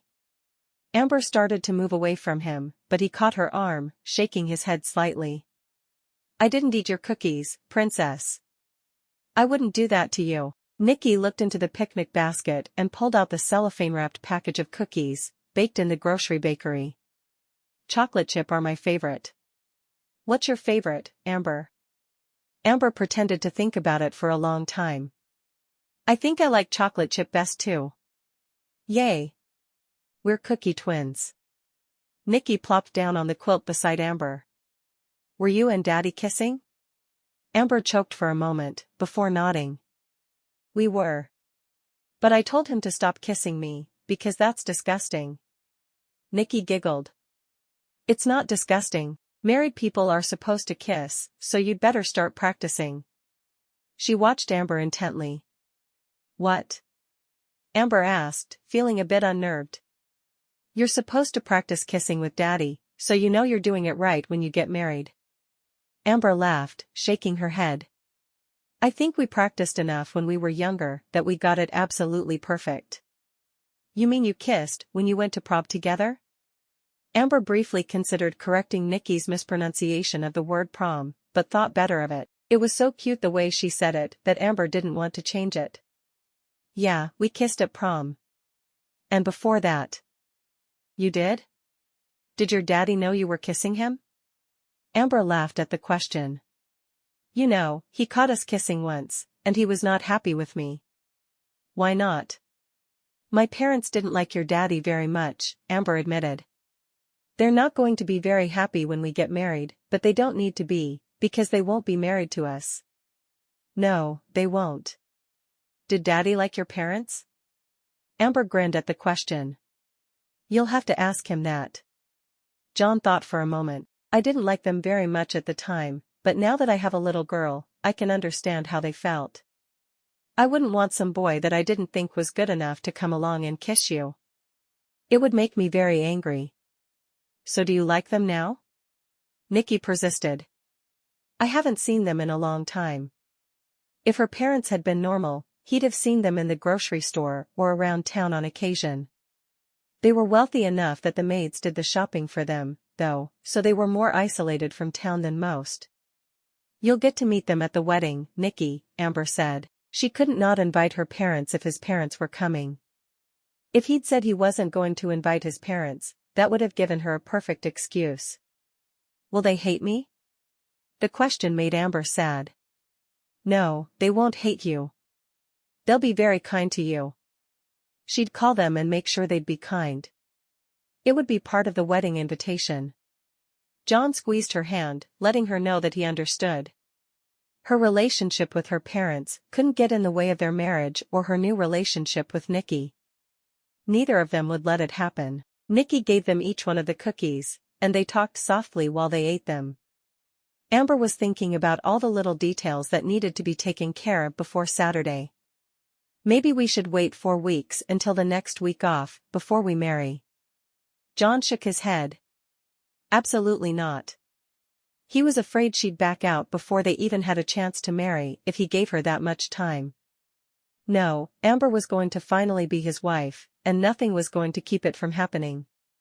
Not her parents, not her work schedule, and especially not Anthony Murrah, whoever he was. He couldn't believe how jealous he felt of her new coworker. The two of them hadn't even met yet, and already he was freaking out a little. I'm going to come by tomorrow evening with a ring. Amber frowned, thinking about how busy her schedule would be the next day.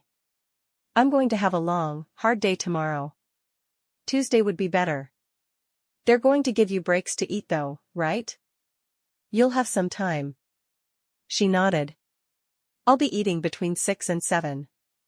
I guess you could come by then. I'll be there with a ring. What's your size? After she gave it to him, he nodded. I'll find something pretty. She pulled her phone from her pocket and looked at the time. It's getting late. We should probably head back. I have to be up really early, and I'm not a huge fan of mornings. She was better at mornings than May, of course, because everyone in the world was.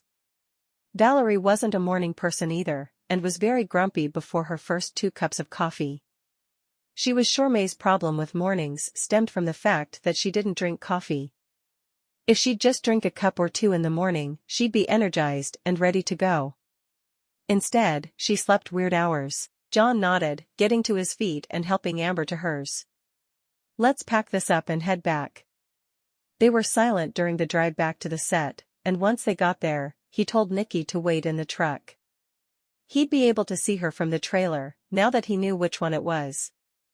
"I'll be right back. I can see you from Amber's trailer," he told her reassuringly. Nikki was obsessed with being safe. "Wait, let's let her come. I want you two to meet Jesse and Valerie tonight. It would be nice if you knew the people I love before the wedding." John nodded reluctantly. "I met Jesse when I came to pick you up." He wasn't in a hurry to see the older man again. "Yes, and Jesse's my friend, but you didn't meet Valerie." "Valerie is my best friend in the entire world. I need you to meet her." "Okay, let's get this over with." He opened Nikki's door for her. "Let's go meet Amber's friends." Chapter 6. John held one of Amber's hands with his right hand and one of Nikki's hands with his left. The three of them approached Jesse and Valerie's trailer together, and John was surprised at how nervous he felt. He wanted her friends to like him and not to worry about her. Amber knocked on the door, and Valerie came to it, opening it wide. "Amber." She looked at John and then down at Nikki. "You must be John and Nikki. Come in." She moved aside and the three of them climbed the stairs into the double-wide trailer the two stars of the show shared during filming. Valerie then walked over to a couch and invited everyone to sit. "Is anyone thirsty? We have soft drinks and water." "Water's fine for me," Amber said, sitting close to John on the couch, so that Valerie would see that they were all right with each other. "I'd like water if you don't mind," John added. "I'm not thirsty," Nikki said, "but I need to go potty." "Do you have a potty?" Amber grinned. "I'll show you where the potty is." "Thank you. You're going to be a good mama. I'm glad you and Daddy are getting married." "Me too," Amber said, glancing over at the grin on Valerie's face. She turned on the light for the girl and then shut the door behind her. Walking over to the counter, she helped Valerie with the glasses. "Where's Jesse?" "He's out meeting Tony and helping him get settled in." "He's here?" Amber asked, wondering what her new co-star would be like. "Yeah, he came about an hour ago. He wanted to meet you right away." Valerie gave her a look that told Amber there was more to be said, but not with John listening. "We'll talk," she whispered softly. Amber nodded, carrying John's glass to him and sitting beside him. "So do you want to be my matron of honor?" Valerie nodded. "When's the wedding? And if you tell me you're waiting until the spring, I'll be the first to tell you that's a crazy idea, and you should marry tomorrow instead." Amber laughed. "Glad to know you don't regret your quick wedding to Jesse. We're planning to marry on Saturday. That gives me a few days to plan something small, and then we'll have a week off before we start filming again." "I approve." She looked over at John. "What do you do?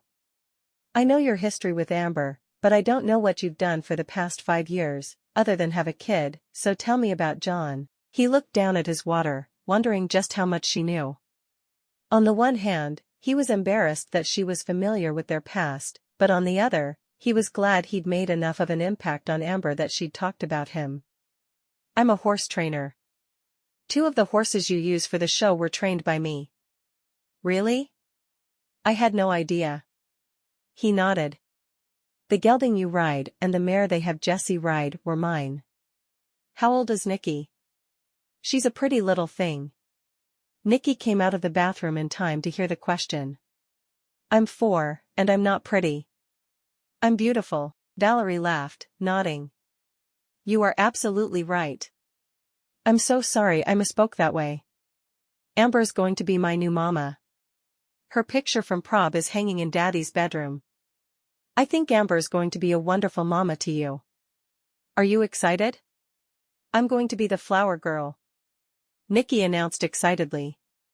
"I get to throw flowers at everyone, and no one can yell if I hit them in the head with them."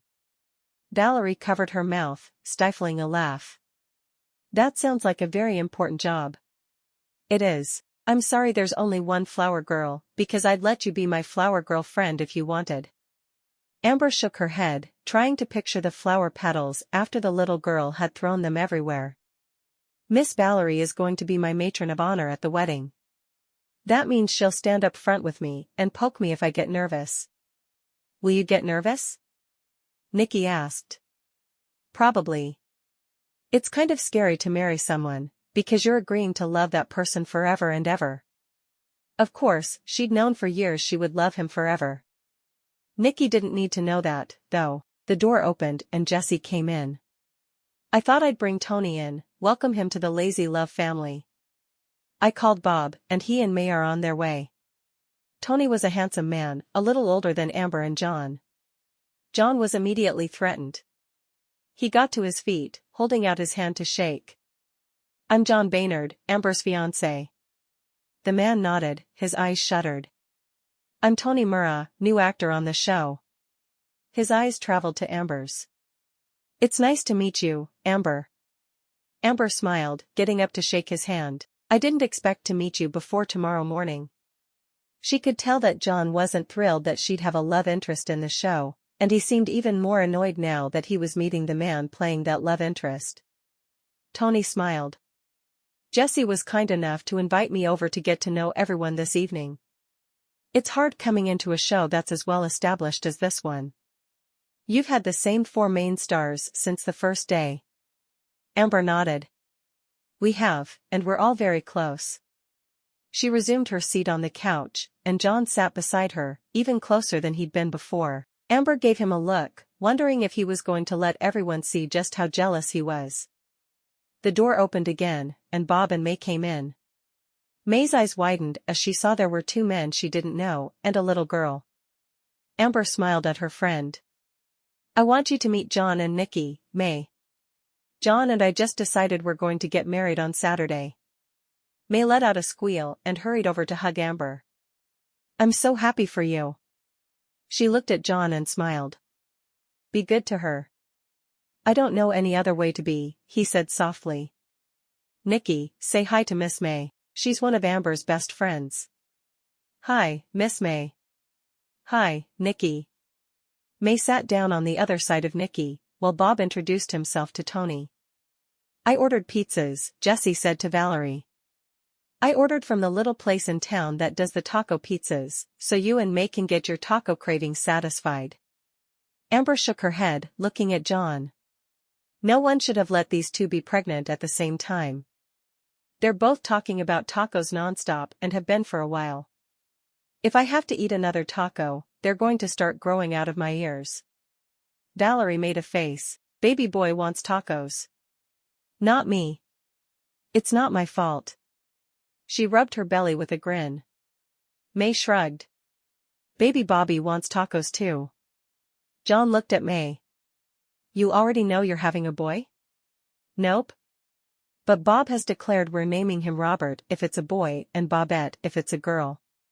Either way, it will end up being Bobby. Bobette? John asked. He couldn't imagine a loving parent naming their baby Bobette. Just don't even go there, Amber whispered. Bob and Jessie were still talking to Tony, but after a minute, Bob turned to look at John. He walked over and held his hand out to shake. John immediately jumped to his feet to greet the older man. It's nice to meet you. Bob nodded. You too. I saw you at the signing yesterday. Amber has obviously known you for a very long time. We were high school sweethearts, John said. I have regretted the day we split up for over 5 years. I'm not letting her go again. He knew he was being sized up by the 2 most important men in her life, and he needed to make a good impression. Be good to her. We all think of Amber as a little sister around here, and we don't want her hurt. I won't hurt her. John wondered at the loyalty Amber had brought out in her 2 male co-workers. They obviously cared for her a great deal. Bob smiled, the smile slightly predatory. No, you won't. He turned back to Tony to talk a little more. Amber bit her lip to stifle her laugh. She couldn't believe Bob was threatening John, but she found it very amusing. She'd been friends with both of her co-workers since their first day on set, but they'd always seen her as a little sister to be protected. She hated it just as much as she loved it. She looked over at May, who was talking quietly with Nikki. I'd like you to stand up with me. You and Valerie, of course. May nodded, a smile lighting up her face.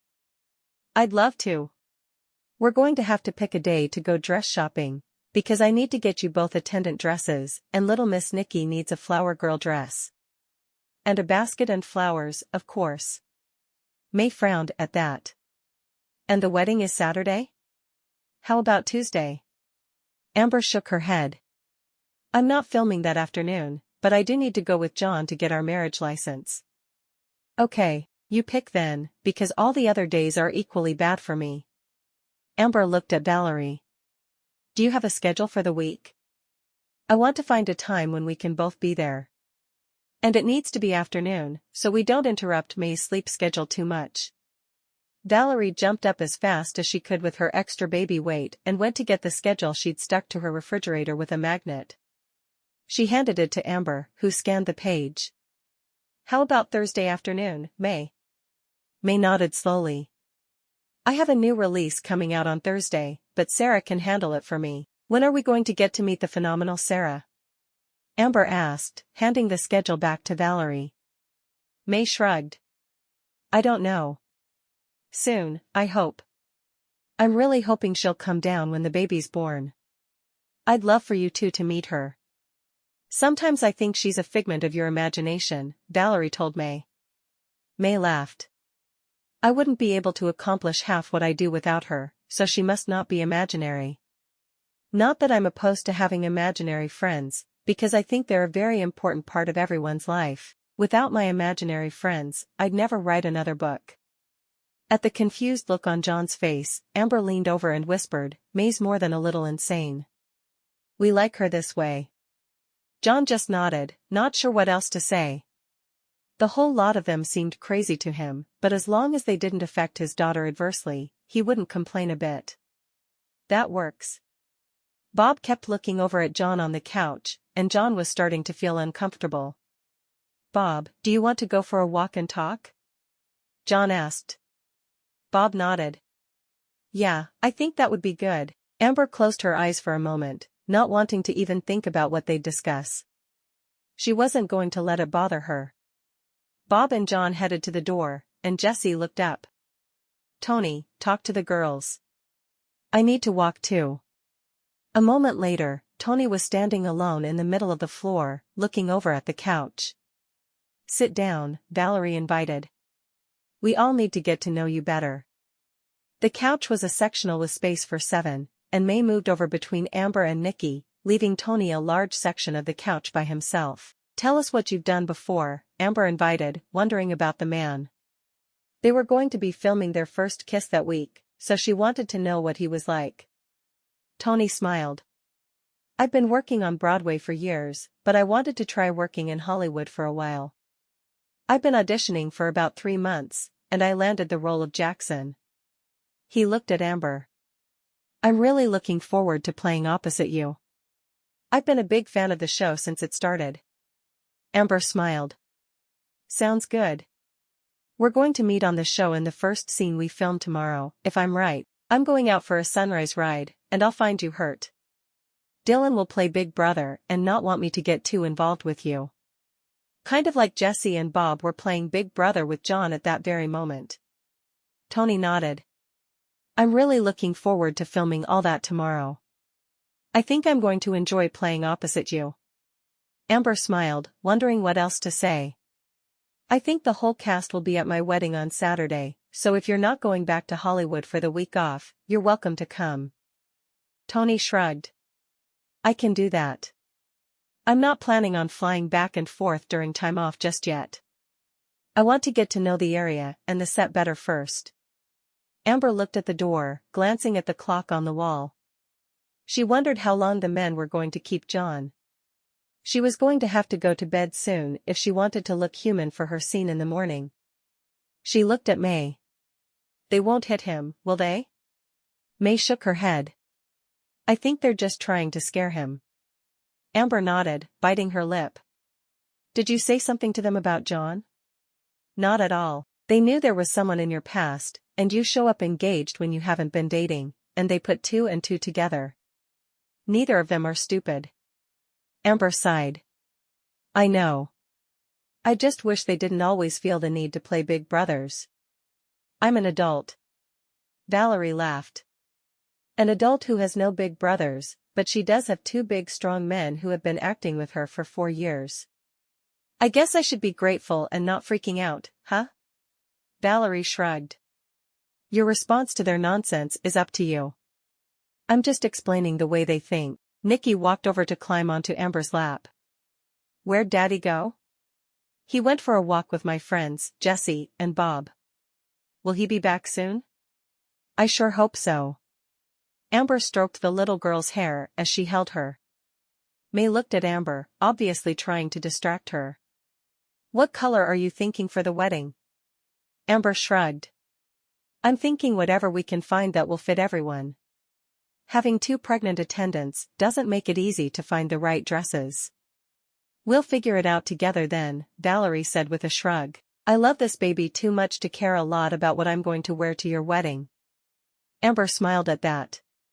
I figured you'd feel that way. As long as I serve tacos at the reception, right? May squealed, bouncing a little.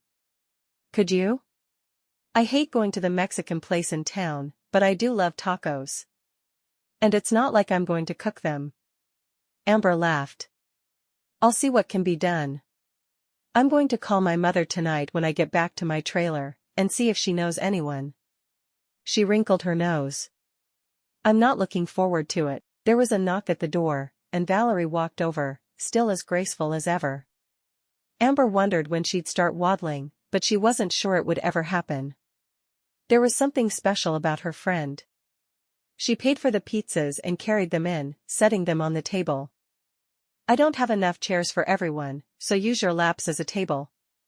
Looking at Nikki, she asked, Are you hungry? Do you want me to fix you a plate? I'm not hungry. We had a picnic by the river. May wiggled her eyebrows at Amber. A picnic by the river sounds very romantic. Sounds like something you'd write about for sure. Amber sighed. I'm not hungry either. We just ate. You're not wearing a ring, Tony commented. It was the first thing he'd said in a long while. Amber looked down at her bare left hand. No, not yet. He's going to bring me a ring tomorrow. He proposed without a ring? Amber frowned at him. Yes, he did, but he'll get me one. Why are you so concerned about my ring? She didn't think men were even supposed to notice things like that. May shrugged. I didn't have a ring when Bob proposed to me either. I never got an engagement ring, Valerie added. We picked out a wedding ring together the day after we got married. Tony blinked. I thought it was normal to have the ring first. May shrugged. In most cases, that's what people do, but not all. You can't judge someone on doing things their own way. I don't know of any marriages happier than Jessie and Valerie's or Bob's and mine. Sometimes different is best. Tony nodded, getting up to fix himself a plate. Valerie brought a plate of the taco pizza to May, who sighed contentedly. I need tacos like I need air. Amber just rolled her eyes, refusing to join in on the taco love fest. When I have a baby, I'm going to crave something normal like chocolate. May looked at her. Oh, we're craving chocolate too, but tacos are just the worst of the cravings. Are you craving chocolate, too? Amber asked Valerie. Yup. Chocolate, pizza, and tacos, but tacos are the worst. I think I could eat tacos every day until this baby is born and not get sick of them. And I just might.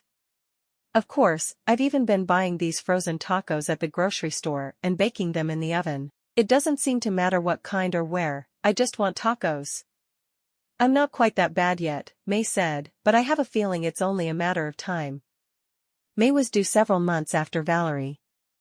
The 3 men came back into the trailer, and Amber spent a moment looking at John, trying to find any visible injuries. Everything okay? She asked. John nodded. You wanted to be home 30 minutes ago. I'll walk you there. Valerie smiled at John. Leave Nikki here. We'll watch her while you say goodnight. Amber flushed, a little surprised at the offer. You don't have to do that. I want to, Valerie insisted. Amber got to her feet and joined John. "Good night, everyone. See you bright and early." She yawned just thinking about how early her day was going to be. As they walked to her trailer, she said, "I hope the men weren't too overbearing.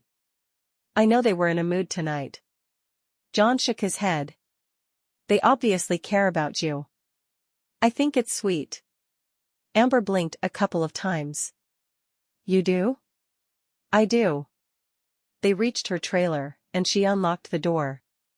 "Do you want to come in for a minute?"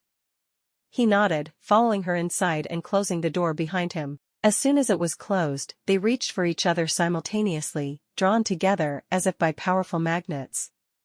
They had kissed too many times in the past for it not to feel exactly right. Her arms wrapped around him, and he grabbed her waist, pulling her body as close as he could.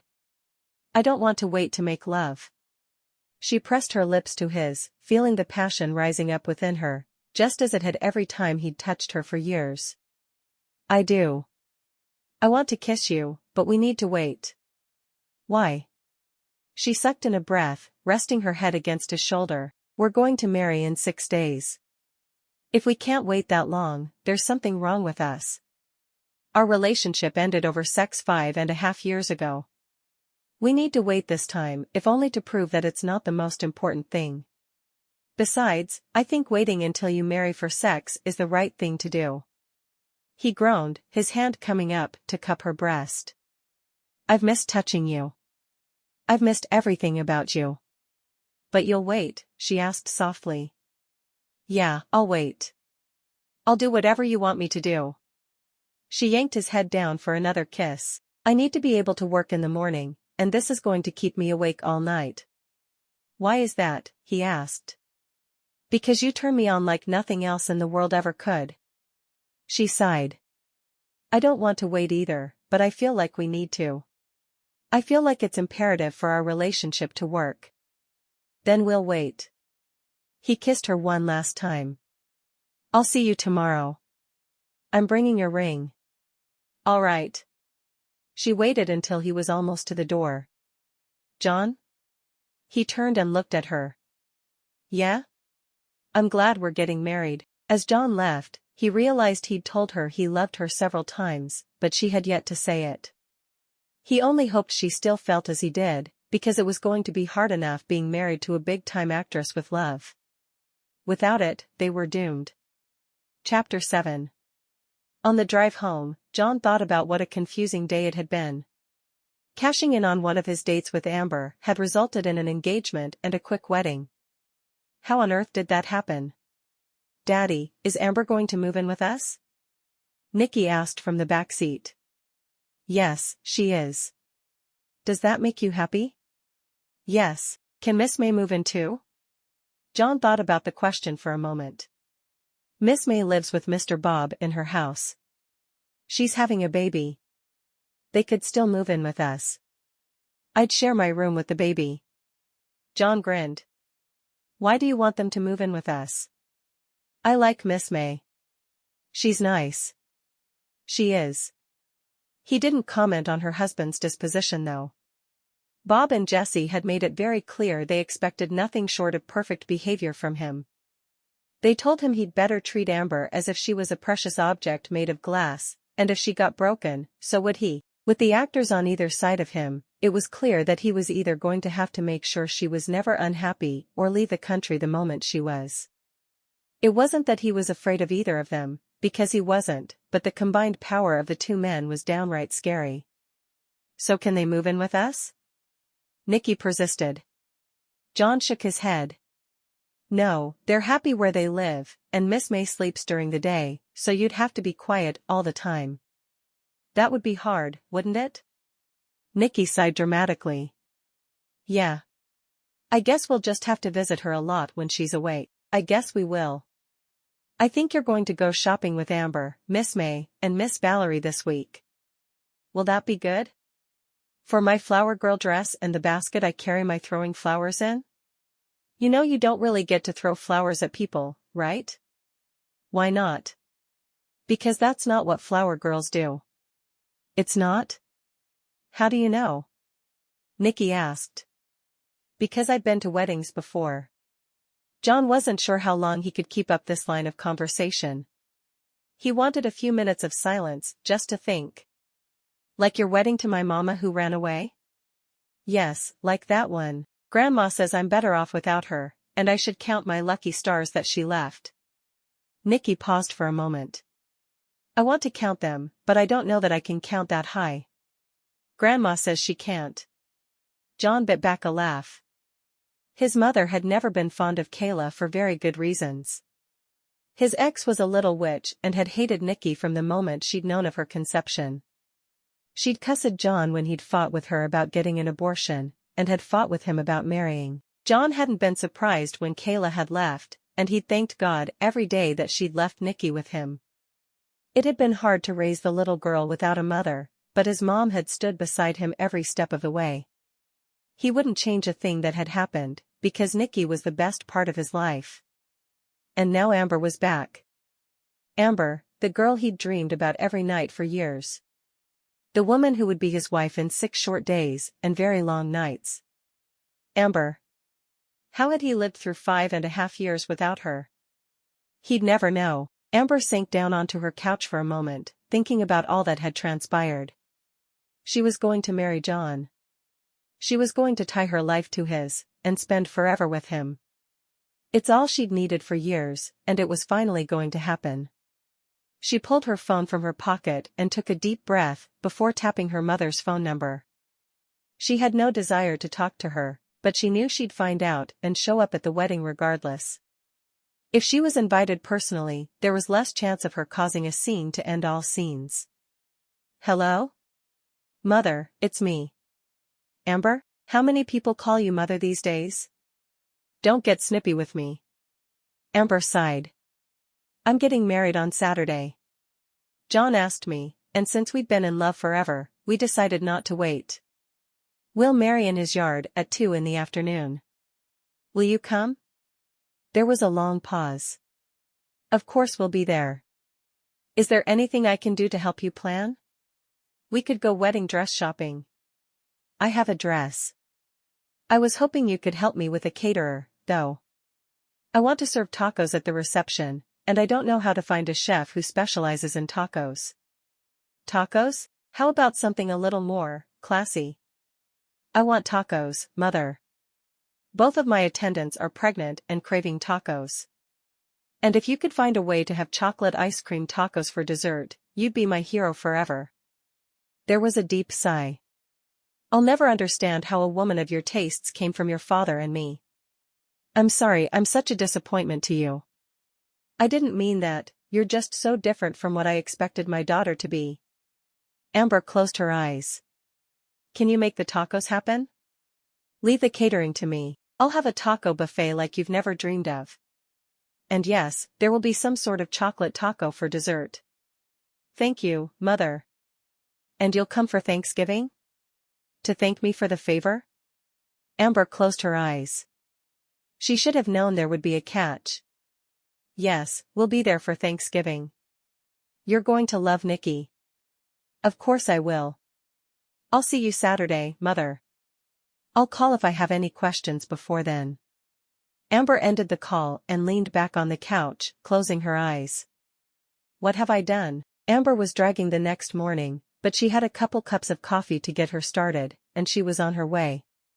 She met Tony on her way to wardrobe and smiled in greeting. How long did the party at Valerie's last? He groaned. I didn't get back to my trailer until 11, which is plenty early if you're not getting up at a ridiculous hour. Rubbing his eyes, he glanced at her. I'm glad we get to work together. I'm a huge fan of yours. Amber smiled. Oh, thanks. I love acting, and I'm blessed to have been cast on this show. It's changed my life. I can't believe you got engaged yesterday.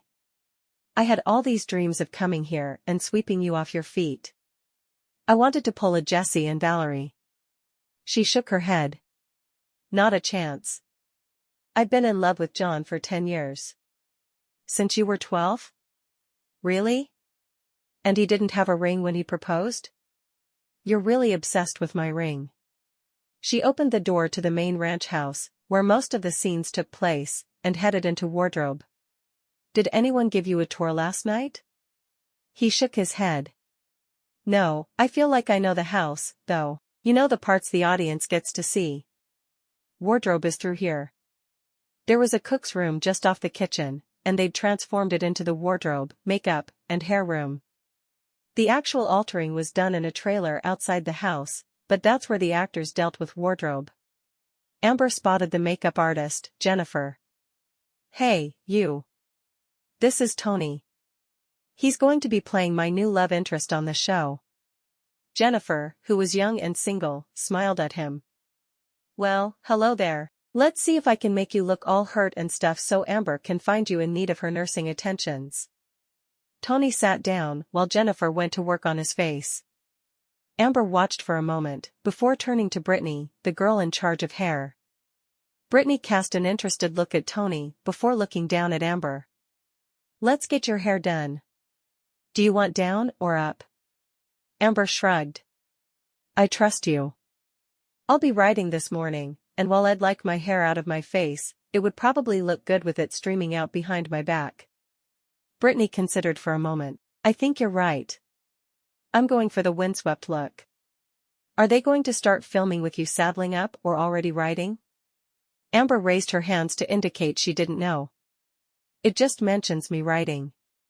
Then I'll do a beautiful hair down look and we'll hope it falls into place as you ride. You know best." While Brittany was messing with her hair, Amber called over to Sandy, the older woman who was in charge of wardrobe. "Can I use the dress Joe wore for her wedding to Dylan on Saturday?" Sandy looked at her with wide eyes. "You're getting married?" Amber smiled at the sweet woman. "I am. Wanna come? It's in Jupiter at 2 on Saturday afternoon." Sandy nodded emphatically. "I'm not flying out till Sunday. I wanted an extra day here to take more seams out for Valerie. She's getting big fast. She's pregnant. I think the baby is supposed to grow." "It is. It's just lots of work if I don't want to buy all new clothes for her. I've had to do a lot of that, but now I'm altering more than I'd like." Sandy glared at Amber. "I hope you're not planning on a baby straight off. That's the last thing I need to contend with." Amber just stared at Sandy for a moment. She was on birth control to help regulate her cycle, so it shouldn't be a big deal, but she needed to at least have a quick discussion with John about it. He might want a baby right away. "We haven't discussed it yet." "I kind of like the idea of having a baby soon, though," Sandy groaned. "At least wait until after Valerie has hers. Both of you pregnant at the same time would kill me. It's bad enough that May and Valerie are both pregnant. They've both got tacos on the brain." "Oh, that reminds me, we're having tacos at my reception." Sandy laughed. "Of course you are." Jennifer turned from the cut she was making on Tony's face. "We're all invited, right?" Amber grinned. "Of course. If I have to have a wedding, everyone I love is going to be there. They could all serve as a buffer between her and her mother."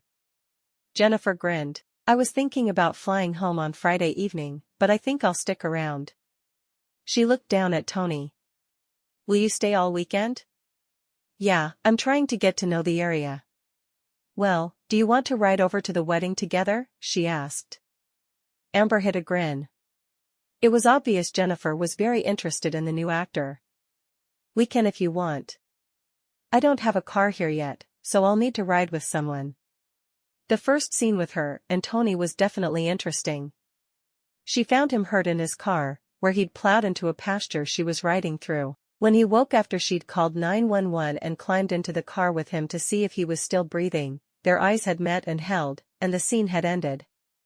"You're beautiful, Amber," he whispered after the director yelled cut. Amber hurried out of the car. The last thing she needed was for him to decide to make a play for her. She had no feelings for him. There was no spark at all. For her, it was all about John. When John came to the set later bringing her the ring he'd purchased, she thought about telling him about Tony, but she didn't want to make too much out of what had happened. John led her into her trailer, with Nikki trailing behind. He got to one knee and held out the ring box. "Please be my wife." Amber smiled, looking at the ring. It was a diamond, surrounded by small emeralds. "It's beautiful." "You like it?" he asked, obviously worried. "I love it." "Thank you." She thrust her left hand at him, so he could put the ring on it. "Do I get a ring?" Nikki asked. Amber smiled. "I hope you don't get an engagement ring for a very long time. I need to have you as my little girl for a while first." Nikki seemed to think about that for a moment. "That's true." John slipped the ring on her finger, and once it was on, he brought her hand to his lips, kissing it softly. "There's nothing in life that would make me happier than you being my bride." "Thank you." Amber smiled, still wary, but ready to ride this roller coaster wherever it would take her. "Do you guys want to have supper with me? I only have time for sandwiches, but it would be nice not to eat them alone." John nodded. "That would be really nice." Nikki scrambled to sit at the table while Amber jumped up to make 3 sandwiches. "I hope you don't mind chips with it. I'd have actually cooked something, but I'd been working all day." "No one is criticizing you," John said. "I'm just glad we can have a few minutes together today." Amber smiled at him over her shoulder. "Me too. And tomorrow I'll be free any time after 11 or so to go get the marriage license. We can have lunch together, or I can eat alone here. I'll pick you up, and we'll go for lunch somewhere they have never heard of tacos." Amber laughed. "We'll definitely be going far from Texas then. I'm actually thinking we'll need to go into Weatherford. Do you mind?" She shook her head. "It'll be nice not to eat steak or Mexican for a change. I guess Wiggyville is pretty limited. Don't you guys ever go anywhere else?" "Not often. If we leave Wiggyville, there's more chance that people will be weird about us being there. Wiggyville people have grown used to having the actors around. I'll have to wear a ball cap and sunglasses most likely." "I didn't think of that. We're not going to have a lot of privacy, are we?" Amber shook her head. "I kind of gave up the right to my privacy by choosing such a public career. You'll give it up by marrying me." She put the sandwiches on the table in front of them, then moved to get water for them all. "It's not too late to change your mind." He sighed. "No, I'm not going to change my mind. It'll just be a little harder than I'd realized. Life is hard. People who get that through their heads at a young age do better than people who don't." He grinned. "When did you get so full of wisdom?" "I guess it comes with the territory." She sat down beside Nikki. "Do you like the sandwich?" Nikki nodded emphatically. "It's good. I love turkey and cheese. They're my favorite too. Someday I'll make a grilled cheese for you. I'm a whiz at grilled cheese." "Do you cook a lot?" John asked. Amber laughed. "I keep stuff for sandwiches and ready-made stuff I can nuke or throw into the oven here. That's about the extent of my cooking ability. My mother didn't exactly think it was necessary for me to learn the culinary arts." He grinned at that. "Of course she didn't. That's not her type of thing at all, is it? I'm still not sure if my mother has ever stepped foot in a kitchen. Maybe once to yell at the help." Amber shook her head. "If I ever start to act like her, will you promise to put me out of my misery?" "Did you call her?" he asked, taking her hand in his. "Yeah. I called her last night before I went to sleep. She's going to be at the wedding, and she's going to be in charge of the catering. What if we don't like what she decides to serve?" She shrugs. "Doesn't matter if we like it. Only matters if my 2 pregnant friends get their cravings taken care of. She promised to serve tacos and chocolate tacos for dessert. Being my mother, she thinks tacos are too common for a wedding, so she'll serve a variety of other things as well." She looked at Nikki. "She's looking forward to meeting you. Will she let me have one of the tacos?" Amber couldn't help but laugh. "She'll let you have all the tacos you want. That will mean less for her." She looked at John. I really think she was excited to have a job to do for the wedding. She probably was. I'm sure she hates the fact that you two are estranged as much as you do. I keep telling myself I don't care at all, because I'm happier now than I was under her roof, but I don't know if that's true. I want to be at peace with her, but I don't know if it's even possible. Especially with how much she hated you when we were younger. John nodded, taking another bite of his sandwich. I can understand that. I wish I had an answer for you. I can sure forgive everything that's happened in the past, depending on how she treats Nikki. Amber nodded emphatically. How she treats Nikki is the key for me in all of this. I don't care if she lavishes her with toys, because I'll probably do that. I just care that she's kind to her. Nikki perked up at the mention of toys. Toys? What kind of toys? Amber laughed. What kind of toys do you like? Barbies. All kinds of Barbies. I want a Barbie camper, but Daddy said it's too expensive. It has a water slide even. Well, I'll talk to Daddy about it. Maybe he'll let me get you one for Christmas or your birthday. Amber knew Nikki's birthday was in February, so it was still a way off. I'd like that. Maybe he'll listen to reason if you ask, because he loves you. Amber bit her lip at the child's words. Do you think you're capable of listening to reason if I ask? She asked John. John shook his head. Why do I suddenly feel like I'm being ganged up on by my daughter and my fiancé? Because you're smarter than a lamppost? Every word you say wounds my heart.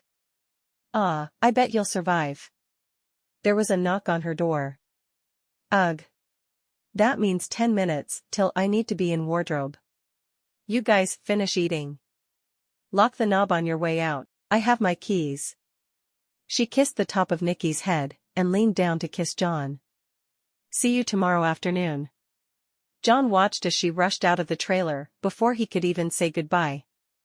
I guess she needed to get back to work, he said to Nikki.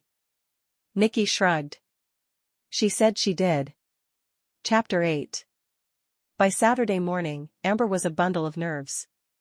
She dressed inside John's house, while he got ready for the wedding at a neighbor's. She didn't think she really believed that it was bad luck for the groom to see the bride before the wedding, but there had been enough trouble between them that she wasn't about to risk it. When she was ready, she looked down at Nikki, who was being dressed by May, and smiled. You look beautiful. Nikki preened, smoothing down her mint green dress. I do, don't I? Amber laughed. You do. And I have your flower girl basket ready for you. She exchanged a glance with Valerie as she said it. She knew the girl would be disappointed that she wouldn't have whole flowers to throw at people's heads, but she just couldn't let her get away with that. Nikki looked down and sighed. Daddy said you wouldn't let me throw flowers at people's heads. I just get flower petals, huh? Amber grinned. Yeah, but that's all you're supposed to have. Flower girls never have whole flowers with them when they walk down the aisle. I guess. Nikki shrugged. I can still have fun throwing stuff at people. It just won't fly quite as far. That's the spirit. May said, grinning at the girl. You're going to have lots of fun with the flower petals anyway. They smell so good. Nikki buried her whole face in the basket, sniffing the flowers. Yup. They smell good. The door to the master bedroom, where they were all getting ready, opened, and Amber looked up. Mother. Come and meet my friends. She saw Valerie grow still out of the corner of her eye, and she said a quick prayer that her friend would be able to hold her tongue. After being in an abusive relationship, Valerie didn't allow anyone to mistreat another in her presence. Ever. She put her hand on Valerie's arm. This is my closest friend, Valerie Savoy. She plays my older sister on Lazy Love. Her mother nodded. You're about the same size with similar coloring, so I suppose you look as if you could be sisters. It's nice to meet you, Valerie. This is my friend, May Bodfeld. She's married to Bob, who plays Bob on Lazy Love. Bob plays Bob? That's ridiculous, her mother said, shaking her head in disgust. Amber bit her lip to keep from laughing, knowing her mother wouldn't approve of that at all. It's not ridiculous, May countered. Why, it's downright bobalicious. Ask anyone. Bobalicious? You made that word up. May nodded eagerly.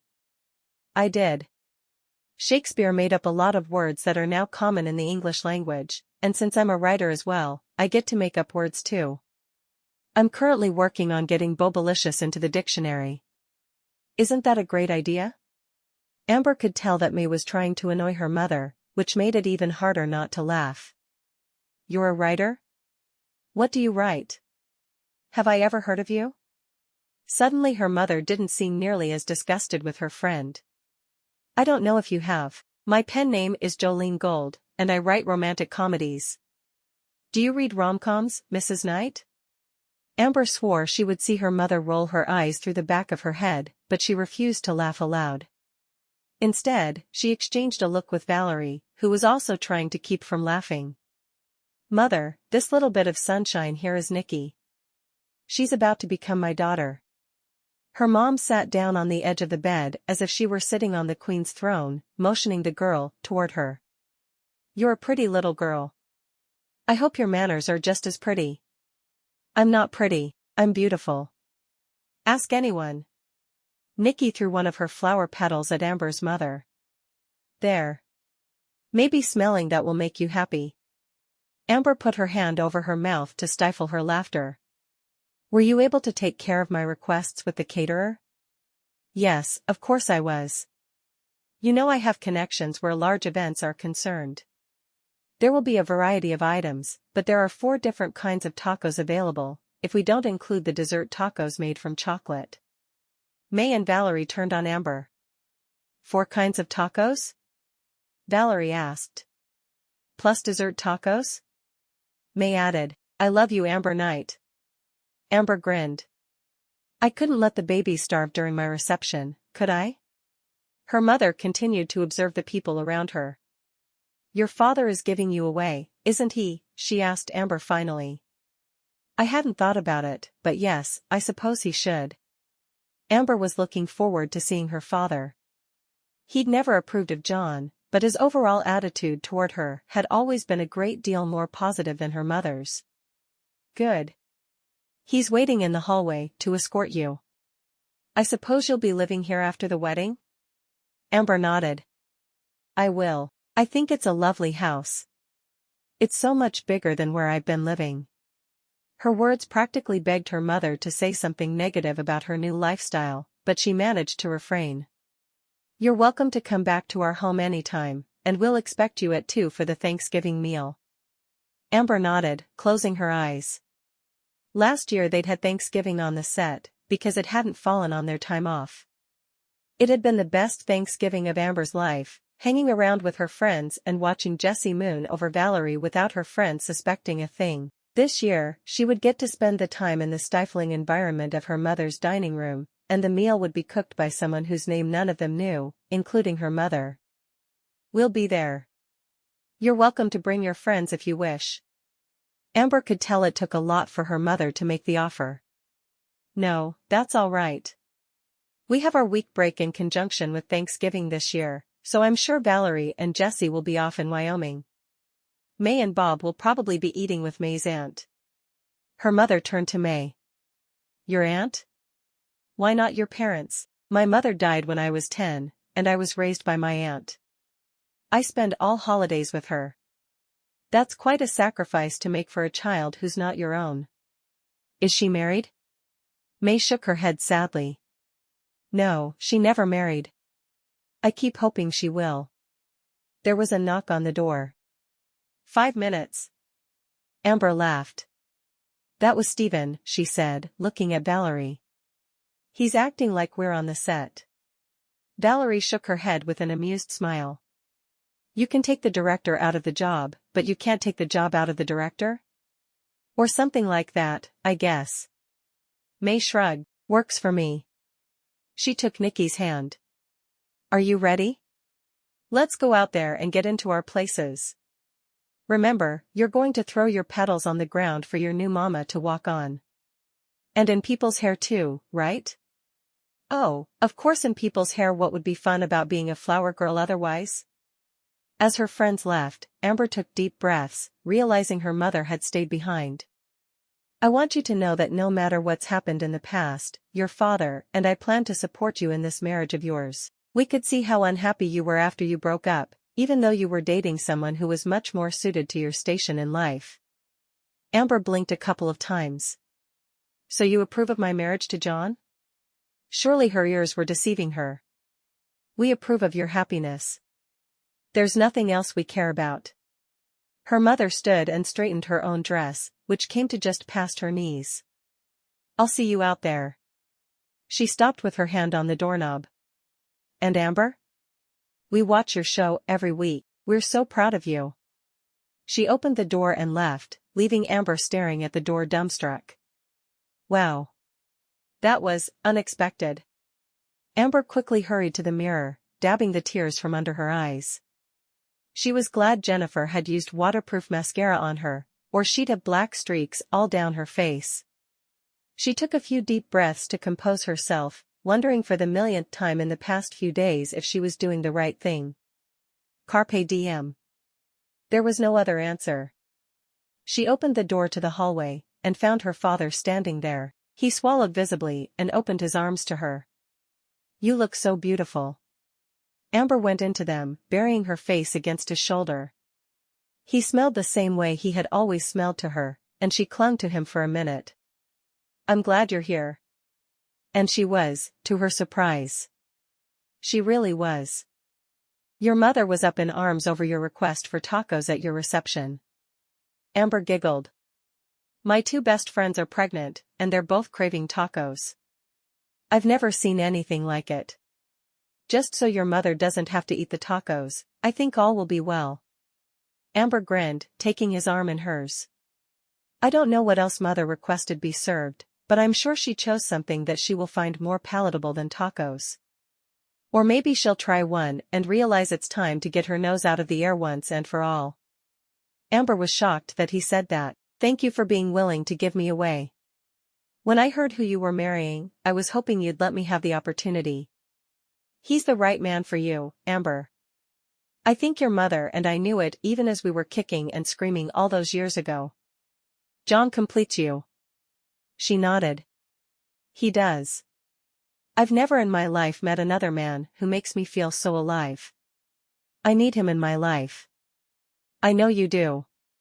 He started walking with her toward the door. "I'll take a peek out the window and see if everyone is ready for us." He led her to where the others were gathered in the living room and looked out the window. John, Bob, and Jessie were standing under a trellis. "Oh, I didn't think of a trellis." Her mother turned to her with a smile. "I did. I thought it would please you." Amber nodded, still feeling uncomfortable with her mother, but more unsure than anything. "It does please me." "Thank you. I'll go tell them to start the music." Her mother slipped out of the house and hurried out to where everyone had gathered, sitting in white wooden chairs. Amber stared at the gathering. She hadn't thought of chairs. She certainly hadn't thought of a small orchestra to play. "Mother did all of that?" she asked her father. He nodded. "She was certain you were remembering nothing but dresses and reception food, so she got to work as soon as you invited her. I've seen her put on some big parties, but I've never seen her work so hard and so fast to get one together. My daughter's getting married," is a rally cry that has been heard all through North Texas for the past week. Amber bit her lip, once again fighting to hold back tears. Her parents really were accepting her marriage to John. She knew there would be difficulties along the way, but it would be so much easier for them without having to fight every step of the way. May walked down the aisle first, and then Valerie. Finally, little Nikki set out. "I'm going to throw my petals as far as I can," she said as she hurried out the door. Amber watched out the window as the girl ran to the back of the aisle and began flinging flower petals at all the unsuspecting guests. As soon as she reached the front and sat down beside her grandmother, Amber and her father began the slow walk up the aisle. The dress she'd borrowed was tight at the waist and showed a little more cleavage than she would have liked. It had to be taken in just a smidge, because Valerie had already been pregnant when she'd worn it. Her gaze met John's as she was partway up the aisle, and she felt as if she was being pulled into his orbit. Her walk stayed steady, and she knew she had a huge smile on her face. She stepped up beside John, her hand joining with his. Pastor Steve winked at her as he began the ceremony. Later, she wouldn't remember much about the ceremony. She responded when she should have, she repeated her vows, and before she knew it, Pastor Steve said, "I finally pronounce you man and wife. You may kiss your bride." Amber tilted her face up to John's, excited for their first kiss as a married couple. Before he kissed her, John whispered softly into her ear. "Mine, you're finally mine." And then his lips were on hers. Her hands went to his shoulders, and she clung to him, happy to be right where she was with the people she was with. They slowly walked to the back of the crowd, behind the chairs, and she looked at him. "We did it. We actually got married." John laughed. "Of course we did. After all this time, there's no way I was going to let you go." She grabbed him by his tie and pulled him down for a kiss. "I'm not letting you go either, you know." He chuckled.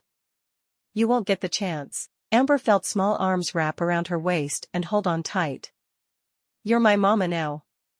Amber bent down and scooped the little girl up into her arms, hugging her tightly. "I am, and I'm never going to run away." Nikki rested her forehead on Amber's. "Do you promise?" "I promise." "Did you see the flower petals?" "I did good." Amber nodded. There were still people wandering around picking flower petals out of their hair. "You did so good." "Are you hungry?" Nikki nodded. "Daddy forgot to feed me this morning." Amber looked at John. "You forgot to feed her?" "She made herself a Pop-Tart. She survived." He shook his head. "You can't tell on me, Nikki. She's my new mama, and she worries about what I eat, right, Amber?" "That's exactly right." Nikki scrambled down and ran over to her grandmother, grabbing her hand and pulling her toward Amber.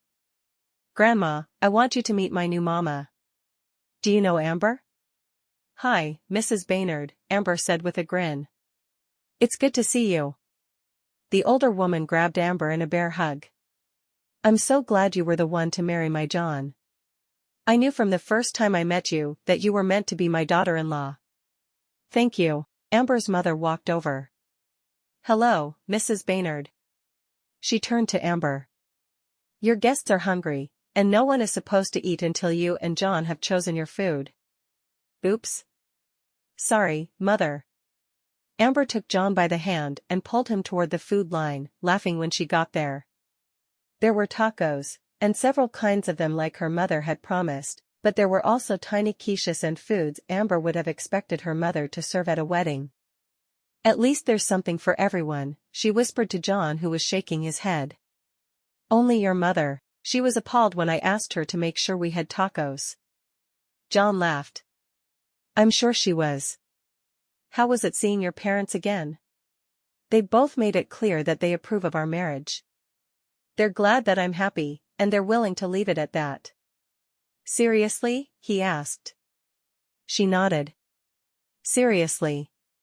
Mother told me she was just glad that I'm happy." "What did you say?" "I didn't know what to say. I'm glad I'm happy too, and I know that I belong with you. I always have." She fixed a plate for herself and one for Nikki as she walked down the line. "Does Nikki like tacos? I feel like this is something I should know." John kissed her cheek. "You won't immediately know everything about her, just because you're now her mother. It doesn't work that way." She sighed heavily. "I know it doesn't, but I wish it did. I want to be able to do the things she wants to make her happy." She took one of the little quiches, carefully avoiding the tacos, because she'd had enough tacos to last a lifetime. "Oh, my mother called on Thursday and asked if she could get a wedding gift for Nikki. She said she worried that Nikki would get jealous if we got a bunch of gifts and she didn't." "What did you tell her?" "I told her Nikki loves Barbies and really wanted a Barbie camper." "Oh brother. Our house is going to look like the Barbie aisle at Walmart vomited everywhere, won't it?" "Probably more like the Barbie aisle at Toys R Us, but sure." He frowned. "What's the difference between the Barbie aisle at Walmart and the Barbie aisle at Toys R Us?" She laughed softly. The difference is several $1,000s. Toys R Us is not only higher priced, but they have a much bigger variety. She'll need a room just for her Barbies. He groaned softly. Why did you let her do that? Let her? Don't you know yet that there's no stopping Nancy Knight once she set her mind to something? I guess I can't complain, since that's a quality I love about you, that she passed down to her daughter. They moved to one of the tables her mother had brought in. It was a long table that would fit at least 8, and she sat at one end with John, setting Nikki's plate beside hers. Nikki quickly joined them, and soon all of her friends were sitting with them as well. Valerie grinned at Amber. It was a beautiful ceremony, and I can't believe we really have tacos. Amber glanced at Valerie's plate and saw that she had one of each. I can't believe you really think you're going to eat 4 of them. Valerie laughed. 1 for me, and 3 for baby boy. What are you going to name him? Amber asked for what felt like the 1,000th time. We don't know yet. How about Bob? Bob asked as he sat down beside Jessie. Valerie wrinkled her nose. You keep your Bob suggestions for your wife. Amber looked at John, who hadn't taken his eyes off her, and winked. Are you worried about the friends you've married into? He shrugged. I'm just trying to concentrate on my beautiful bride and the life I'm starting with her. He took her hand and brought it to his lips. I can't believe I made it through 5.5 years without you. She smiled, feeling a tear prick her eye again. I can't either. How did you make it without an Amber in your life? She ate a small bite of one of the quiches as she grinned at him. I have no idea. It was certainly not a life filled with a lot of joy. I certainly wouldn't have made it without Nicky. He'd obviously taken her question seriously, which made her sad. I had good friends to keep me going. Valerie rolled her eyes. She missed you every single day. There was never a doubt who she was thinking of. She would get this look on her face, and I always knew you were on her mind. Amber glared at Valerie for a moment. She wasn't quite ready to be that vulnerable with John. After they'd finished eating, her mother came over to stand behind her. I've instructed the orchestra to play 2 slow songs. One for you to dance with your new husband and the other for you to dance with your father. After that, there's a DJ who will play the country songs I know you love. Amber smiled. When? As soon as you're finished eating. The orchestra members have eaten and are ready to be finished. Amber got to her feet and looked at John. I haven't danced with you since prom. Nicky clapped. You danced at your prom, and now you get to dance again. I can't wait. Amber smiled. I think we'd better hurry before our daughter explodes from excitement. John laughed, taking Amber's hand in his and leading her to a cleared area beside the orchestra and the DJ. No one else in the state of Texas could have pulled off something so elaborate in 6 days. He'd have to remember to thank Nancy Knight later. Chapter 9. After they'd cut the cake and everyone was in full dance mode, John caught Amber's hand. Did you bring an overnight bag? She nodded. I figured I'd leave most of my stuff in my trailer on the set, but I brought my clothes and stuff. I'll do what Bob does, and still use the trailer between scenes. That's perfect. Where's the bag? In your bedroom. Our bedroom, he whispered, trailing his hand down her arm. Her eyes met his. I like the sound of that. I'm going to go get your bag. We'll take off in a few, but I want all of our stuff in the truck and ready to go. Go? We're not spending the night here? Are you kidding? Most of these people are still going to be dancing on our lawn past midnight. By then we're going to be tucked in for the night and utterly exhausted. She blushed. Oh, we are we? He nodded. I'll be back. While Amber stood and watched, Nicky tore into the biggest of the boxes Amber's mother had brought, unwrapping a Barbie house of some sort. Amber just rolled her eyes. The girl couldn't seem to stop squealing, and who could blame her? Mother was so excited to have a grandchild, she'd probably buy her anything she wanted. Maybe she would need to buy the girl her own trailer, just to keep her Barbie stuff in. That could work.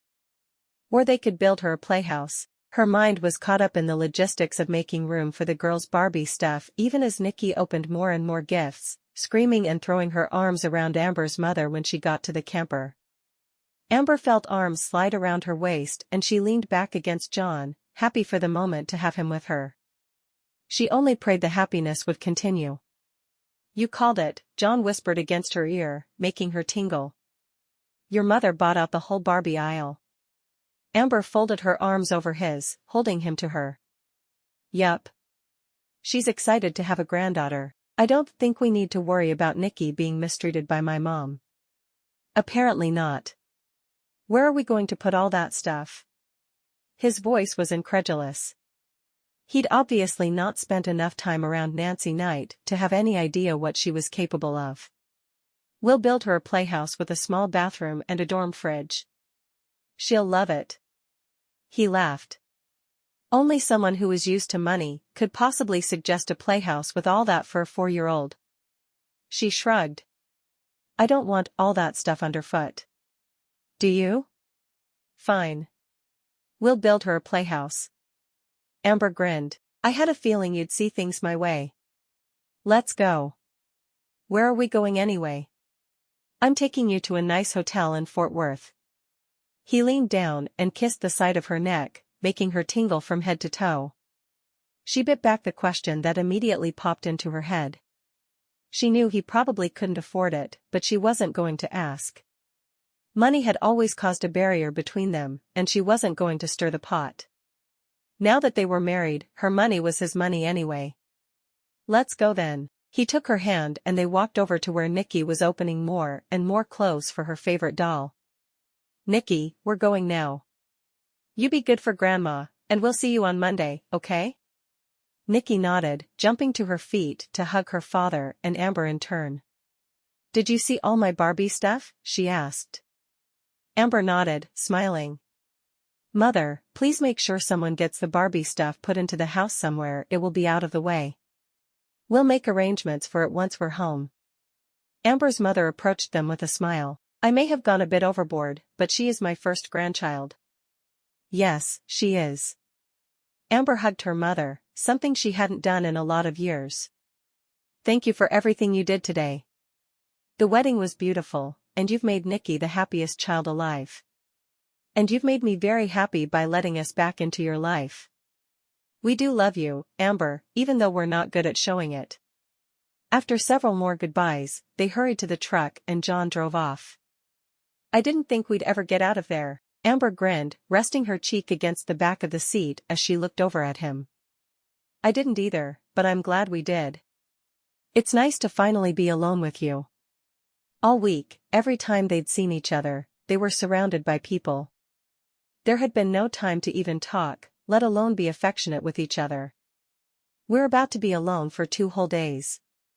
Room service will be the name of the game, and I'm not letting you out of the room for any reason." She laughed.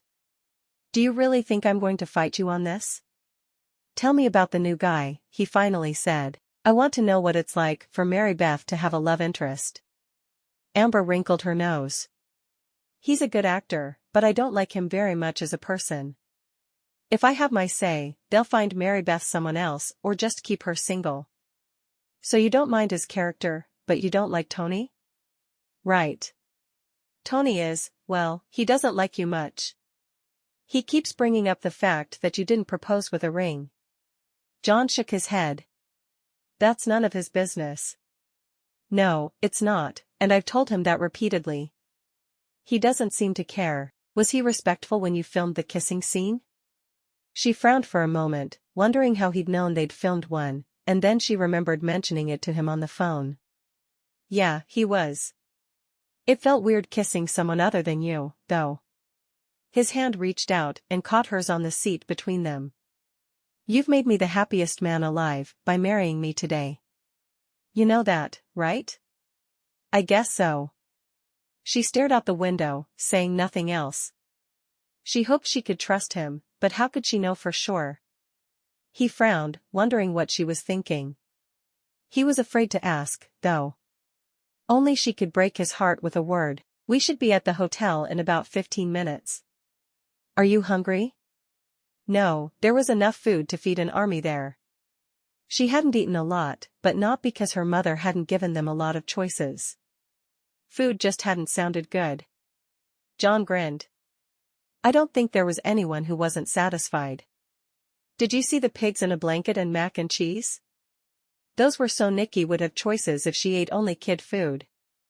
Amber shook her head. I was never given those choices. I was expected to eat whatever mother had the cook make. Nikki loved your mom. I can't believe she's the same woman who once chased me out of her house, threatening to throw a vase at me, because she caught us kissing. Amber laughed. They were always catching us kissing. Remember that one time by the pool when Daddy saw you feeling me up over my swimsuit? I swear I thought he was going to get a gun and shoot me right then. Which is why you climbed over the fence and ran for it. They both laughed at the memories. You were the first boy to ever kiss me and the first boy to ever feel me up. And now you're the first boy to ever marry me, the only boy to ever marry you. You're still the only boy to ever feel me up, too. Really? He asked, looking at her in surprise as he stopped for a traffic light. Not even Brian? She shook her head.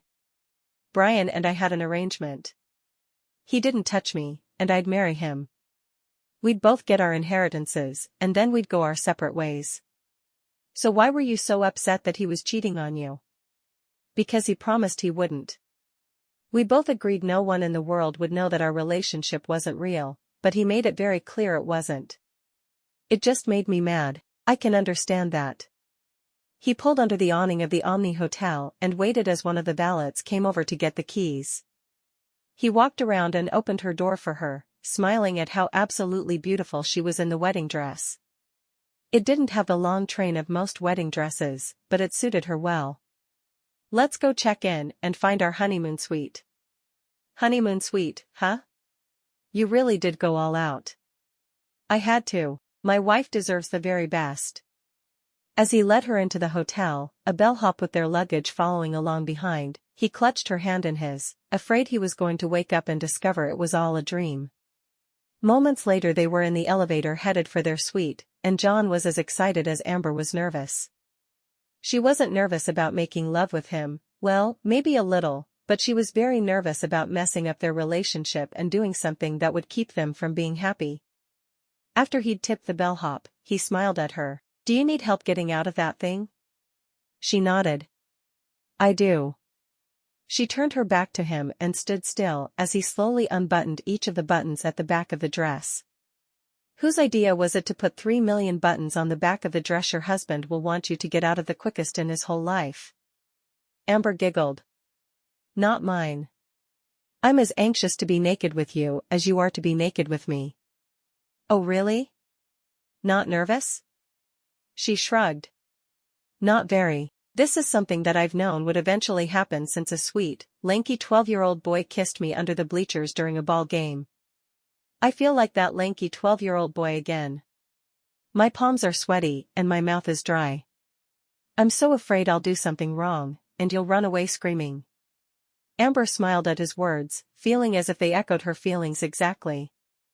When was the last time I ever ran away from a challenge, John Baynard? He smiled. I don't know that you ever have. Well, maybe on prom night. She sighed. Maybe we shouldn't bring up prom night right about now. You're not still angry with me for getting upset, are you? I'd saved for over a month to be able to rent a hotel room, and you told me after I'd already spent my money that you weren't going to go through with it. I didn't think about the money. I'd have happily reimbursed you. I know you would have, but it would have been your parents' money you reimbursed me with, and they were against me from the beginning. I couldn't let that happen. I shouldn't have gotten upset. I have no excuse except that I was 18 and hormonal. I wanted to make love with you so badly I thought I would die, and you turned me down flat. It didn't feel right that night. Not like it does now. So you're not going to run out of here screaming? You promise? She laughed. I promise. He finished the last button and pushed the dress forward and off her shoulders, watching as it pulled on the floor at her feet. His hands immediately went to the corset she wore beneath the dress, unfastening it. I'm not stopping until I get rid of all this white. Amber grinned. You do remember you were the one who wanted me to wear white to marry?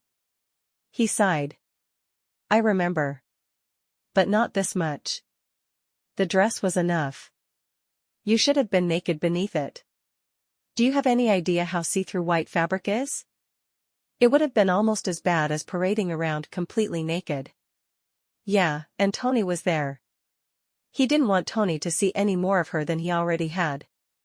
Amber shook her head. Are you jealous of Tony? Really? I was engaged to you before I even met the creep. Creep? John asked, frowning. Why creep? I don't know. He gives me the heebie-jeebies. He told me he auditioned because he was sure he could win me, and we'd end up like Valerie and Jesse. He was disappointed that I was engaged when we got here. I wish you'd told me that. He pushed the last of her slips off, leaving her in just her bra and panties. She turned to face him, her hands pushing off his suit coat and laying it on a desk behind her. While she worked at his tie, she thought about how to respond. I didn't know how it would make you feel. I'm used to dealing with these things on my own, or having Bob or Jesse help me with them. It's strange having a man in my life I can turn to again, one who's not just a friend. And you have no feelings for Jesse or Bob? You never did?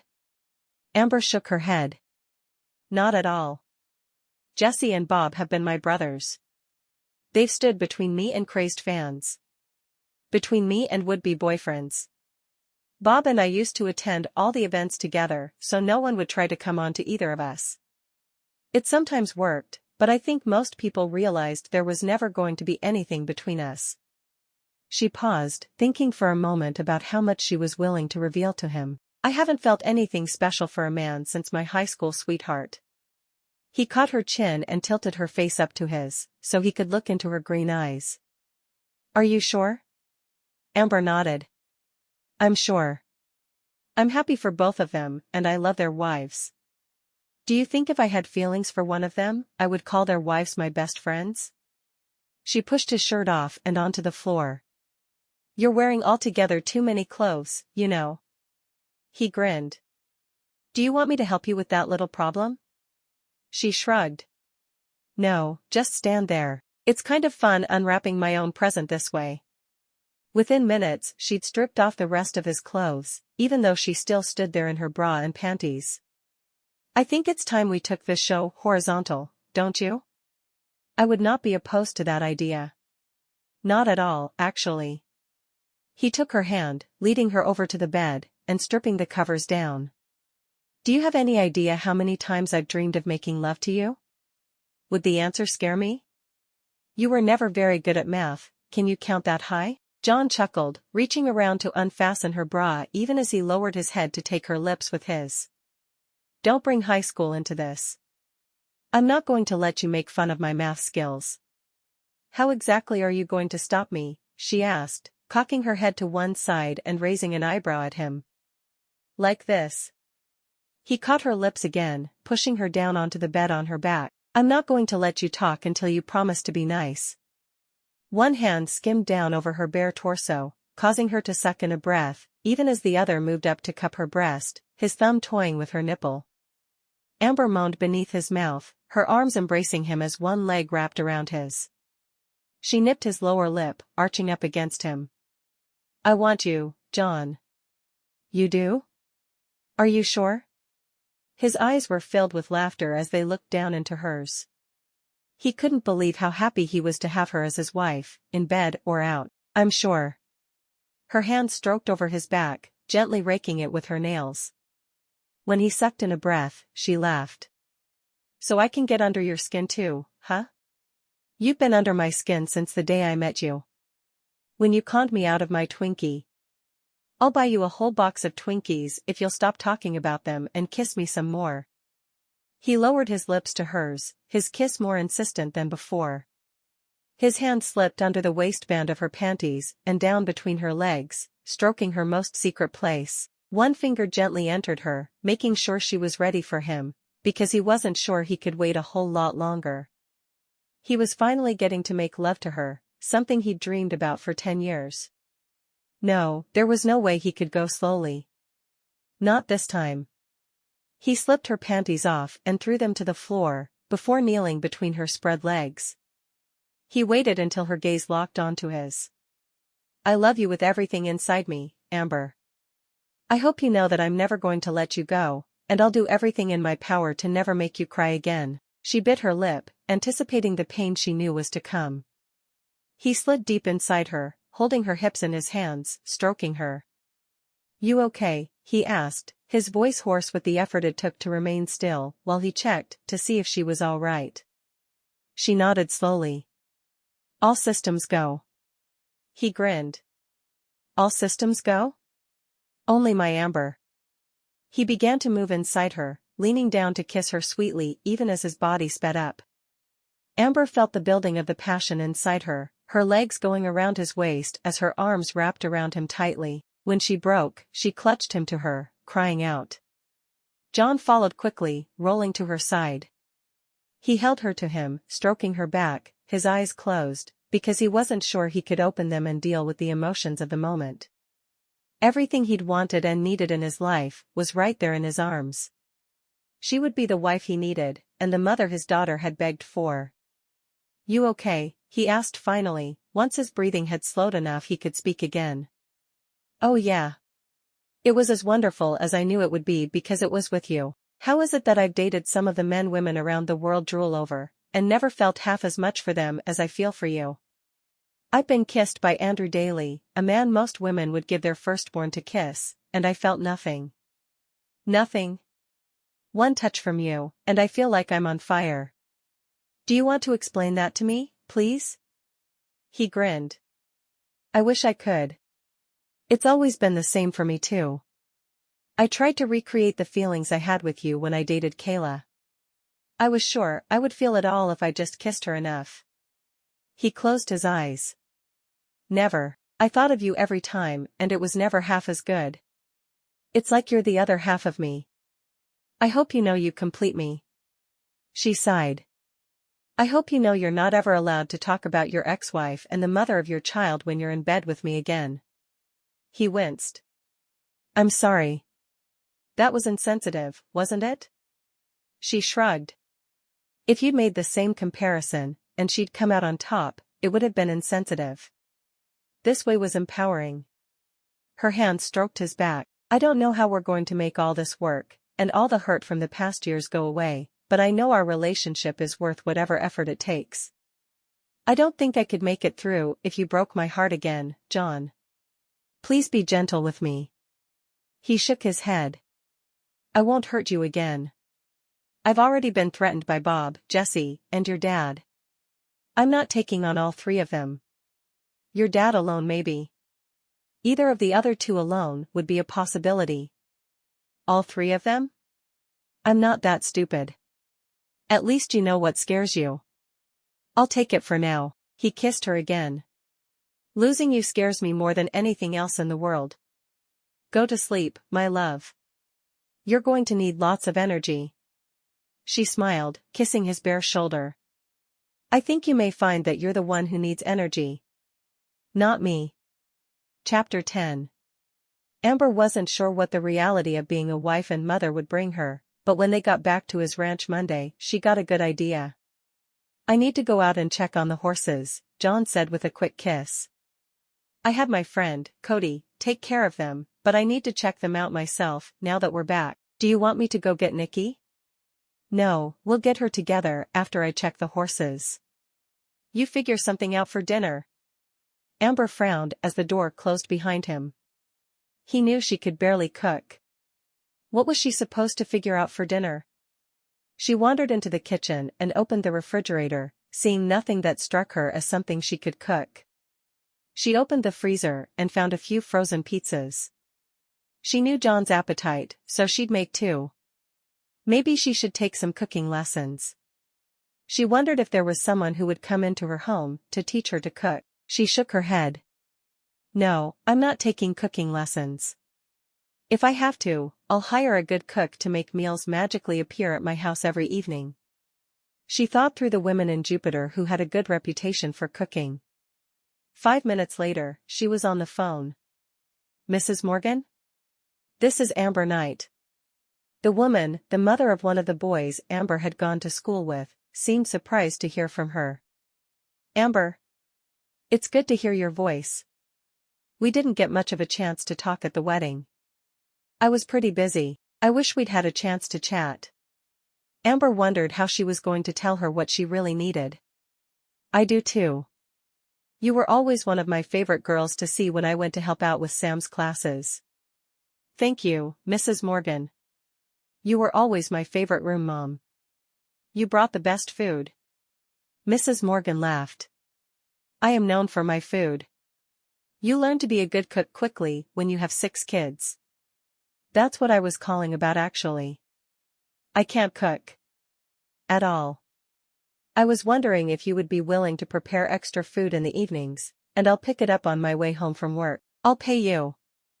There was silence for a moment. Well, all my kids are grown, and we've been thinking about me going to work, but I like being home for the grandkids. If you will cook for us, just on weekdays, I'll pay you $2.50 a week. Would that make it worth your time? Absolutely. Mrs. Morgan sounded excited at the idea. When would you want me to start? Amber all but squealed. Tomorrow? Is that too soon? I have some frozen pizzas I can heat up tonight. I'll drop by tomorrow morning with a check for the first week. This will be perfect for me, and you won't have to learn to cook. That sounds like a great arrangement to me, Amber. I can't wait to tell Tom. I'm sure Mr. Morgan will be thrilled. Oh, and don't come by in the morning. Just bring the check when you come to get the meal. I'll have it done around 5. That would be wonderful. Thank you, Mrs. Morgan. Amber ended the call and smiled to herself, putting her feet up. Now she just needed to figure out who to hire to clean the house weekly. And maybe she could get someone to come in and do the laundry. That was it, she'd get a half-day maid. Amber spent the next hour on the phone finding someone willing to come in every morning, pick up the house, make the beds, do the dishes, and keep up with the laundry. She was feeling pretty proud of herself when John came in an hour later. She quickly explained how she'd handled the housework problem, and John shook his head. You've never had a problem throwing money around if it kept you from having to work hard. All of Amber's excitement at her problem-solving seeped out of her. I work hard, John. I work really hard. It may not seem like it to you, but acting isn't exactly a walk in the park. I work every single day. I didn't mean it that way, he said, frowning. I just mean you've never exactly been willing to cook and clean. I remember you were supposed to clean your room once, and you paid a girl in our class to come over and do it while your mom was out. Amber shrugged. Why do things you don't want to do when you can pay others to do it for you? She wasn't going to pretend to be ashamed that she didn't have time to keep house or cook. She'd arranged good meals and a clean house. What more could be asked of her? I don't think I could ever get used to throwing around money the way you do. I just can't stress myself out over little things like housework when I have to work as many hours as I do. I'd rather use my time at home to spend with you and Nikki. She hoped he could see her logic. I'm not criticizing you. It's not the way I'm used to doing things, but if it works for you, then it works for me. I wondered how you'd be able to handle adding the responsibilities of a family to what you already do. I have no idea. But I hope this works. I know I can't cook and clean and do laundry unless I learn all those things on my week off. Learn laundry? She shrugged, blushing. I meant cooking. You don't know how to do laundry, do you? His eyes were wide as he realized just how different their lives had been. Well, the maids did laundry at home, and I went straight to the set where we all sent laundry out. I know it sounds like I'm a wastrel, but I really do work. I'm not questioning that. He shook his head. We'll just count on my mom to teach Nikki to do all the homemaking tasks she'll eventually need. That brings up a question for me. Amber glanced at the clock. How soon do we need to get Nikki? Another hour. Why, do you want to go past the time trying out my bed? Amber shook her head at him. That's not exactly what I was thinking. She took his hand and led him to the couch, sitting just far enough away he wouldn't be able to start something. She did need to talk. "Do you want more kids?" He frowned. He hadn't expected this topic of conversation at all. "I haven't thought about it much. I love Nikki more than anything, but I'm not sure if I want more or not." "Think about it." "I think I'd like at least one, but not quite yet. We're both still young, and we have plenty of time. I'm asking, because I'm on birth control, and I thought we should at least discuss it. If I went month after month without getting pregnant, and you expected it to happen any day, you might freak out." He grinned. "Someday is good. Maybe in a few years, after we're more used to married life. I don't want to start off our marriage with a pregnancy. I don't want the strain that comes from no privacy and no sleep. I don't either, but I do want one eventually. Before I'm 30 would be good." "Sounds good to me." He scooted closer to her on the couch. "Now, we still have about 45 minutes, before I need to go get Nikki." She laughed softly, leaning in for his kiss. "Are you saying there's something you're interested in doing?" "I think it's better if I demonstrate." He took her hand and pulled her off toward the bedroom as Amber laughed behind him. Nikki stayed home with Amber for the rest of the week, and the girl was startled when Becky came to clean. She followed Becky around the first day, watching as she scrubbed the floor and cleaned out the fridge, as well as made beds and washed dishes. After a morning of watching Becky work, Nikki went back to Amber. "I think I'm always going to have servants." There were yummy foods that turned green from being in the fridge so long, and Becky threw them away without throwing up. "Crazy, isn't it?" Amber was in the spare room, setting up a Barbie universe for Nikki. "Would you rather take over this room as your Barbie room, or do you want us to have a playhouse built?" She knew for now they'd need to use the spare room, but she really liked the idea of Nikki having a playhouse of her own. She'd had one and had loved it. Nikki thought about it for a moment. "Can I use this room just until we get a playhouse built?" "Absolutely. There's a bed in here, but we'll take that out to the garage, so there's more room." "Well, we'll have your daddy take it to the garage. It's too bad Daddy has to work today, and he can't play with us," Nikki said. Amber smiled. "Your daddy is like me. He's doing work that he loves to do, so he doesn't mind having to work while we play." "Are we going to stay home and play every day?" Nikki asked. "No, but we'll stay home and play every fourth week. I work for 3 weeks, and then I get a whole week off every month. We can spend that week together." "I'd like that." "Are you going to be on your show still?" "Yeah, I am. I love my job and the people I work with. You remember Miss Valerie, and Mr. Jesse, and Mr. Bob. I get to work with them every day. And eat tacos." Amber laughed. "Tacos aren't usually part of the plan." "I bet Miss Valerie doesn't like that at all." "No, she doesn't. Did you know before she had the baby in her tummy, she never even ate tacos? And now she won't stop." "That's funny. Are you going to have a baby in your tummy?" "Probably someday. Your daddy and I are going to wait a little while to give you a brother or sister though. We want to give you all of our attention. Is that okay?" Nikki nodded. "Especially if it means I get playhouses and Barbies." Amber laughed. "I'll have to take you over to my mother's house soon, so you can thank her for all the Barbies." Nikki reached out for the camper, which was still in the box. "Can we take this out and set it up?" "Of course, we can. We'll do it now." Amber ran to get a knife from the kitchen for cutting little pieces out of the box. While she was there, she saw John talking to her dad. She stepped outside to hear what they were saying. When she got closer, she heard her dad say, "Thanks for bringing her back to us." "It's my pleasure. Thanks for letting me know she'd be signing that night. I can't believe I didn't even notice she'd be making a public appearance. I called you as soon as I realized. I knew you were the only one who could bring her back to Jupiter." Amber stood for a moment longer, listening, but the subject was changed. She wanted to run. She wanted to get in her car and drive off, back to the set where she could live without lies and betrayal. She couldn't leave Nikki, though. She'd promised. Slipping back into the house unnoticed, Amber rejoined Nikki, and together, they put the Barbie camper together. Nikki was in charge of making sure the stickers got onto the correct places, while Amber put together the slide, the hammock, and the sundry other things. The whole time they worked, Amber fumed over what she'd heard. Her dad had put John up to approaching her at the signing? What did that even mean? Had he paid John to do it? And since when were John and her father all chummy-chummy? Later that night, after Nikki had gone to bed, Amber jerked away from John when he touched her shoulder. He stared at her with surprise. What did I do? Amber wanted to kick him. She wanted to do so much worse than kick him. I heard you and my dad earlier. So?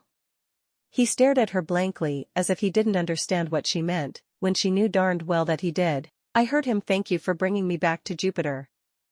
Did he pay you to come talk to me? Pay me? What are you talking about? When he heard you were going to be signing in Wiggyville, he told me about it. That's all.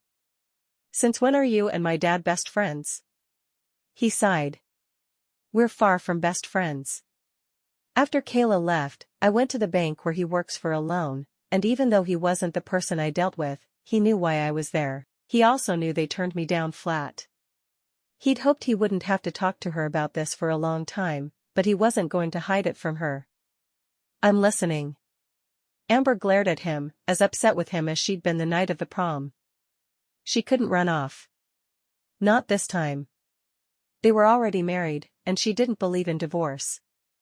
No, they were going to work it out if that meant putting on boxing gloves. Of course, she'd be the only one wearing boxing gloves as she pounded on him. She knew he'd stand there and take it rather than hurt her. He felt like he owed me something after the way our relationship ended, and he knew I was a single father fighting to make ends meet, so he made me a private loan with very favorable terms. He shook his head. I was so shocked at the time, I almost refused. But then your dad told me that he realized he'd made a huge mistake, and he was paying the price by having to live without you. Amber walked over to sit at the table, while John got a glass of water before continuing. He told me if he ever found a way for the two of us to get back together, he was going to do everything he could to make it happen. I know your mom kept trying to get you to come back for holiday meals. They always made sure I was available to be there. They were trying to get us back together. She waited until he was sitting beside her. My parents have been trying to get us back together? She couldn't keep the shock from her voice. Your dad told me he could see we didn't know how to really function apart, and he wanted you to be happy, so they were going to do everything they could to make it work for us. Are you serious? Why didn't you tell me? He shrugged. Your dad asked me not to. He told me if you thought they wanted us to get back together, you'd probably refuse. He even had your mother call to say we were spotted out together, so it would sound like they didn't think it was a good idea. Amber blinked a few times. And did you really want to get back together? Did you ever want to marry me, or were you just carried along by it all? Struck by gratitude toward my father? I haven't lied to you, except by omission. I love you, Amber. I've loved you since I was a little boy, and while the love has grown and changed, it's as strong as ever. I married you because I love you. I didn't expect you to say yes when I asked, but I still wanted you to. Really? He nodded, taking her hand in his. I know what you heard must have sounded bad, but I'm telling you the truth. I won't lie to you again, even if it is only by omission. Amber studied him for a moment, trying to decide if he was being totally honest with her. I guess I wasn't honest with you either. He raised an eyebrow. You weren't? You asked me what happened to make me agree to marry you, and I made something up. I can't even remember what I said. What was the truth? He asked softly, his gaze on hers. She sighed. After I left you on Saturday night, I called Valerie and May, and we had lunch in Wiggyville on Sunday. I told them our situation, and that I wasn't sure I could trust you. They both told me that if I threw away my chance at being married to the only man I've ever loved, I'd regret it. Does that mean you love me again? She frowned at him. That means I've never stopped. As angry as I was with you, as much as I hated you and wanted to hurt you for a little while, I loved you. I thought of you every day, and I've never been able to imagine living a happy life without you. He closed his eyes, obviously relieved by her words. So you said yes, because you love me? She nodded. I wouldn't marry someone I don't love. That's why I called it off with Brian. I couldn't be married to a man I didn't love. He pulled her to him and onto his lap. Let's never hide anything from each other again. Nothing that matters. I've been going through hell trying to figure out how I was going to make you fall in love with me again, and you loved me the whole time. He hugged her close. You are the wife I needed and the mother Nikki needs. Together, we're going to be unstoppable. Amber felt tears prick her eyes as she buried her face in his neck. I love you so much, John. I can't believe I've wasted so many years missing you when I could have just called you and you'd have been there.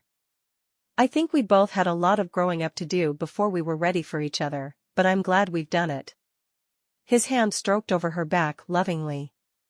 Now, do you remember what you said to me outside the steak place in Wiggyville? Amber shook her head. No, what? Shut up and kiss me. She laughed. Gladly. Epilogue. Amber looked up from her Barbie party with Nikki, the third one they'd had that week, to see John smiling down at her. You have some visitors. Amber got to her feet, her legs cramping because she'd been sitting on the floor for so long. Who's here? She squeezed John's hand as she walked past him into the living room. Valerie and May were there with the babies in their car seats. Jaren and Bobette wanted to see their Auntie Amber. Oh, I wanted to see them too. What have you guys been out doing today? Amber leaned down and unbuckled Jaren from his car seat, picking him up. He was already 6 months old, and she didn't feel she'd break him like she did every time she touched 2-month-old Bobby. Nikki hurried into the room and knelt on the floor beside Bobby. I can't wait till you're big. We're going to play Barbies together every day. Amber carried Jaren over to the couch and sat down, knowing she didn't need to invite her friends to sit with her. They were comfortable in her home. He's got 4 teeth. I can't believe I didn't know he has teeth. Valerie laughed. You haven't seen us since the break.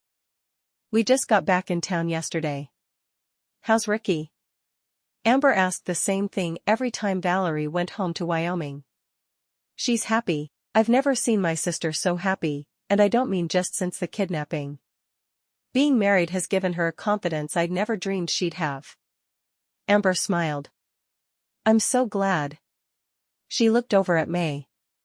How do you like being a mama? May smiled. I love it. I hate that I'm not even writing half as much as I used to, but I wouldn't trade little Bobby for anything. Do you ever regret letting Bob name her?